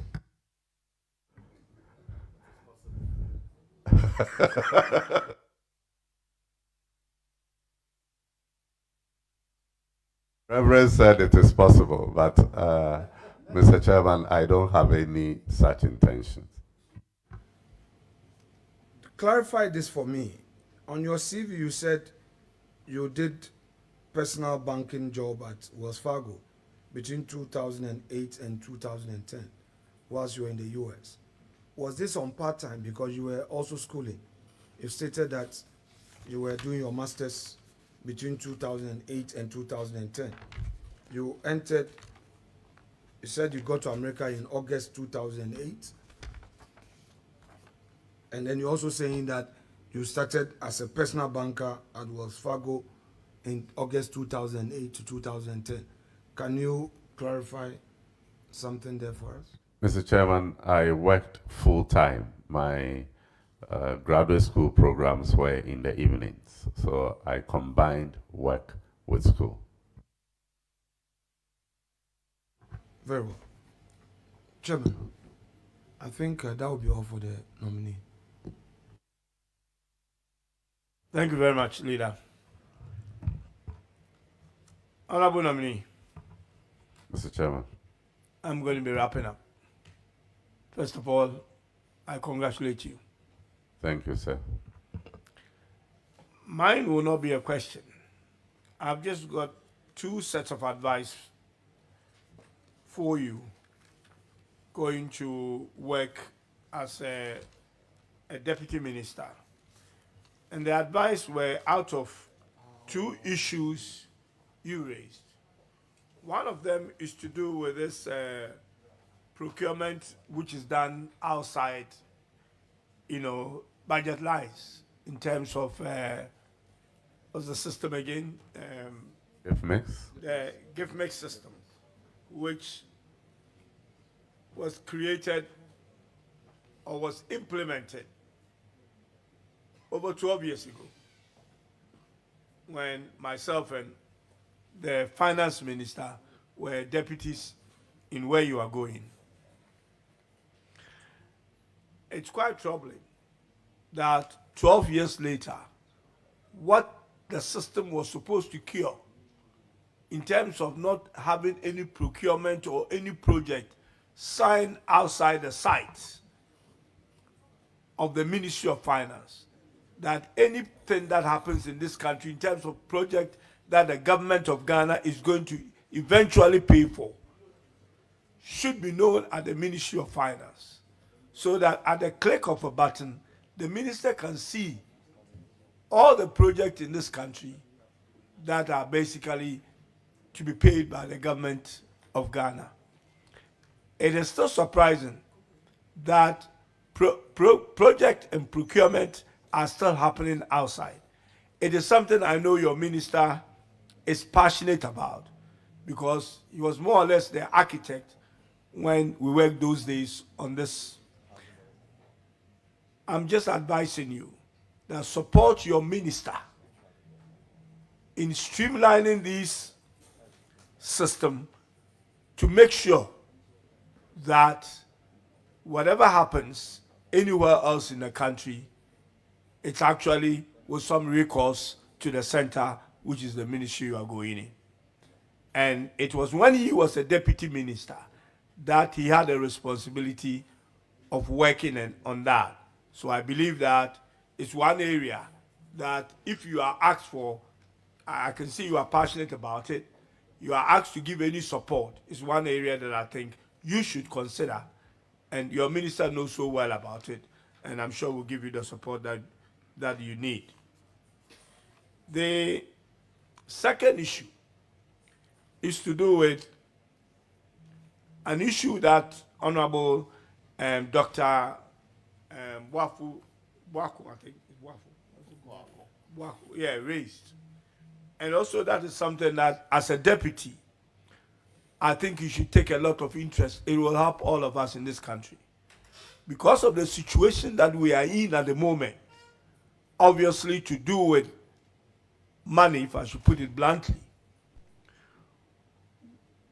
as a result of being shut out of the external bonds market or the external commercial market, and also lack of confidence in our domestic bond market as a result of the what is come to be known as a haircut, that is the domestic debt exchange program. The concentration, and it did not just start when this government came into office. The concentration, since we need to finance our deficit, is being done heavily on the treasury bills. And that is one of the reasons why the treasury bills is basically going up in terms of rate. So, you need to help your minister in smoothing the long end, because all the instruments are being taken at the short end, which is not sustainable. We should move to the long end by smoothing it, so we can have people get confidence in borrowing in the long-dated area or space, so that we ease the pressure on the short-term treasury bills. This is just an advice that if your minister call on you to support him in that direction, it's an advice that I'm giving you. Thank you. Thank you very much. Advice well taken. On that note, I would like to acknowledge those loved ones who have come to support you and thank them. First on my list is Mrs. Mary Juan Ampim, who is the wife of the nominee. Nana Asare Akoma Ako, the name given to me here, sorry if it might be a typo. Who is Akomu Dontehene Krontehene, and Osahene Into, who is also Krontehene of Enum traditional area. Osahene, yeah. There's another one by you. Yeah, okay. This is signed by you. Okay. When we get a nominee from Efutu, I'm sure who call on your name. Nana Ansa Prem Akosombo Hene Tobwe Achu Habo, President of Ewe Traditional Rulers Association, Esojaman. Ne Abena Sefa the first, the Paramount Queen, mother of Bosugwa. And then Ako Chaso Nyako Yabua Bosomahini Ne Tete Nana Odia the first, Krobo chief of Isojaman. Akujiaman Nana Kwesi and Nane the fourth Adontehini of a new traditional area. Lucy Awuku, who is a sibling, your sibling, and Right Sikanku, constituency chairman. I thank you all very much for coming to support your loved one, and I would like to say that we'll bring proceedings to a close. Honorable nominee, you are discharged. Thank you very much. You will hear from the Mr. Chairman. committee. Thank you.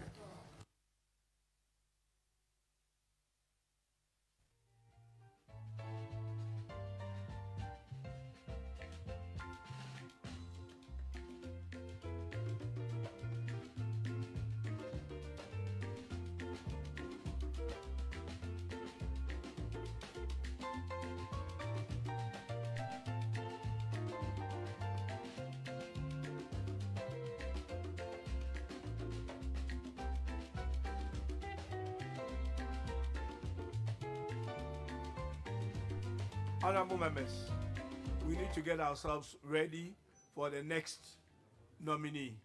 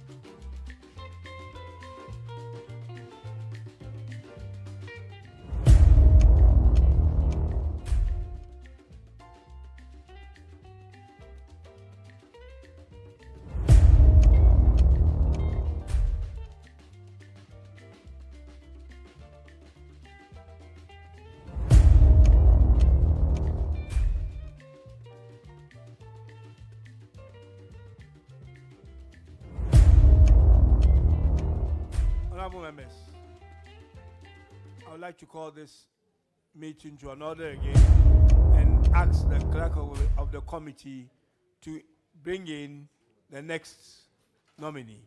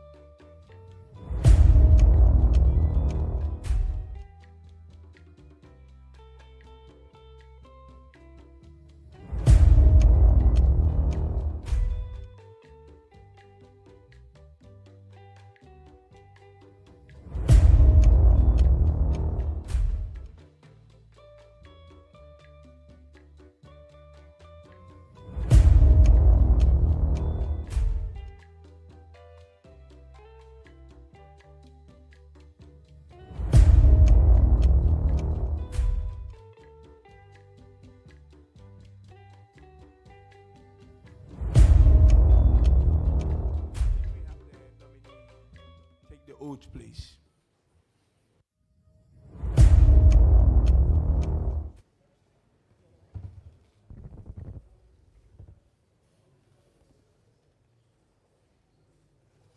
I hereby administer the oath. I, Tetteh-Agbotui, Do in the name of the Almighty God swear. Do in the name of the Almighty God swear That the evidence I shall give before this committee. that the evidence I shall give before this committee Touching the matter in issue. shall be the truth, Shall be the truth. The whole truth. the whole truth, And nothing but the truth. and nothing but the truth. So help me God. So help me God.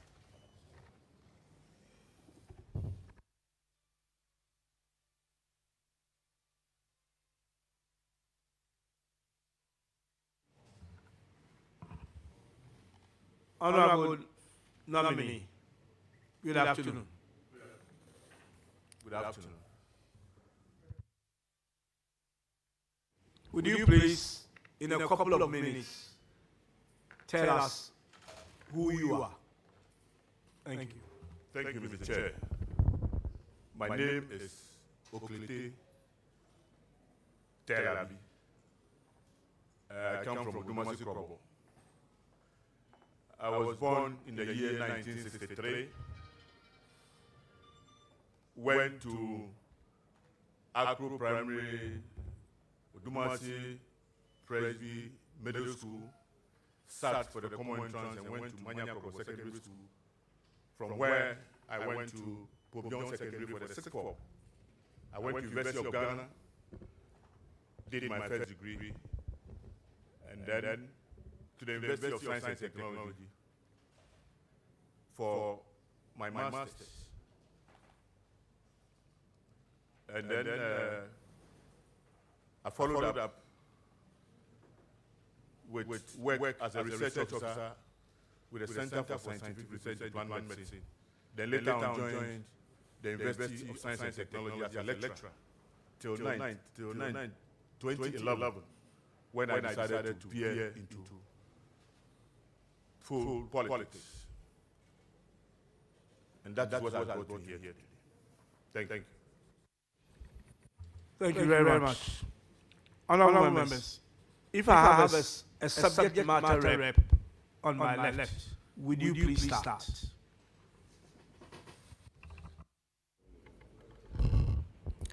Thank you very much, Mr. Chairman. Mr. Chairman, let me take this opportunity to congratulate the nominee who happens to be my in-law. I think today is a day of in-laws. Thank you very much. It was my prayer that Mr. Nominee, having been a deputy minister before, would have been made a substantive minister this time. But it's rather unfortunate, but I still have him in my prayers, and I believe that he will soon be made a substantive minister. Exactly. Mr. Nominee, my first question has to do with the threat facing this country in terms of terrorism. We know that as a country we have one big issue with our borders. Our borders are porous, and we know how these terrorists operate. As a deputy minister nominee, what do you bring to the table to assist your minister in dealing with this issue that has to do with the porous nature of our borders? Thank you, Mr. Chairman. Mr. Chairman, I thank you for this opportunity. And to say that when the issue of our borders come up, it is one issue that requires serious, it requires some seriousness. Because when it comes to West Africa, our borders are very, very peculiar. The fact is that when you go to the Volta region, there are people who sleep in Ghana but work in Togo. Some of them have their farms across. And I remember I had the opportunity to be part of a program where some of our development partners were recommending some form of restrictions along our borders. And then those of us from West Africa said, given our situation, it will be difficult. But as I said, it is very important, and that for us to really take care of our borders, there must be some serious, collaboration with our brothers and sisters across the borders. And I think that is the only way for now. Because it is very expensive when you look at the recommendations that were given by those development partners. It's very important. It is very, expensive to raise the kind of barrier that they want us to put in place. And in the end, it will not even help us. So I think that we must collaborate with our colleagues across the borders so that we can get intelligence from, their end, so that we prepare against any attacks, if you put it that way. Thank you. Mr. Chairman, a follow-up question. I agree with you that it is very expensive to deal with the issues pertaining to our borders, which of course are porous. But here we have a nation to protect. We have a nation to secure.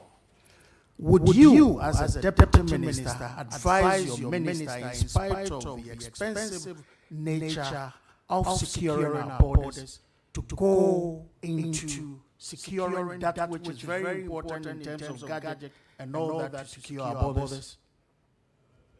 Very much, Mr. Chairman. I think that as a deputy minister, I would have to really listen and work. If I would listen to the dictates of my boss, but then appropriately, when it becomes necessary, I'll prefer whatever advice that I have, depending on the choices that I'm going to make. If my boss believes that deploying those equipment will be a priority, I will support it with what experience I have. If he also believes in the kind of what I recommended earlier on, collaborating and getting intelligence from our colleagues, our brothers and sisters across the borders, that I would also put in what I think would help in bringing out, on board. Thank you. Thank you, Mr. Chairman. My second question. My second question has to do with the inadequate funding of feeding our prisoners. It is said that every prisoner is fed on 1 cedi 80 pesos a day, which is basically, obviously inadequate. As a deputy minister, what do you bring to the table to assist your minister to deal with this problem? Thank you, Chair. I listened to my boss, to be, and he said something to the effect that but for agriculture in the prisons would have had serious restoration because there was no way they were going to get enough food to feed the prisons. I think that I would, when given the opportunity, help in making sure, as he said, they are establishing prison camps where agriculture, will practice for them to produce food and other things to get money and food to support the upkeep of the prisoners. Mr. Chair, thank you. Mr. Chairman, a follow-up question. Mr. Nominee, would you advise your minister to go into commercial farming by prisoners to, as it were, to look at other areas, not just restricting yourself to just farming to feed our prisoners? Thank you very much. Certainly, I believe that whatever they produce, if we really want to take care of prisoners, and depending on where they find themselves, example, Akushika, if you have a place like Akushika where prisoners go into farming, they can go into rice farming, but I don't think that they can feed on only rice. So to cater for other things, they might have to sell, some of their produce to take care of other things that they need, for the upkeep of the prisoners. Yes, I will support my minister to do that. Thank you. Mr. Chairman, my final question, my third and final question. My final question has to do with Ghana Police. I visited to many of our barracks, especially in the bigger towns such as Accra, Kumasi. In the case of Accra, let me use Central Police Station as an example. Go there and you see where our police officers are living. In most cases, you see officers having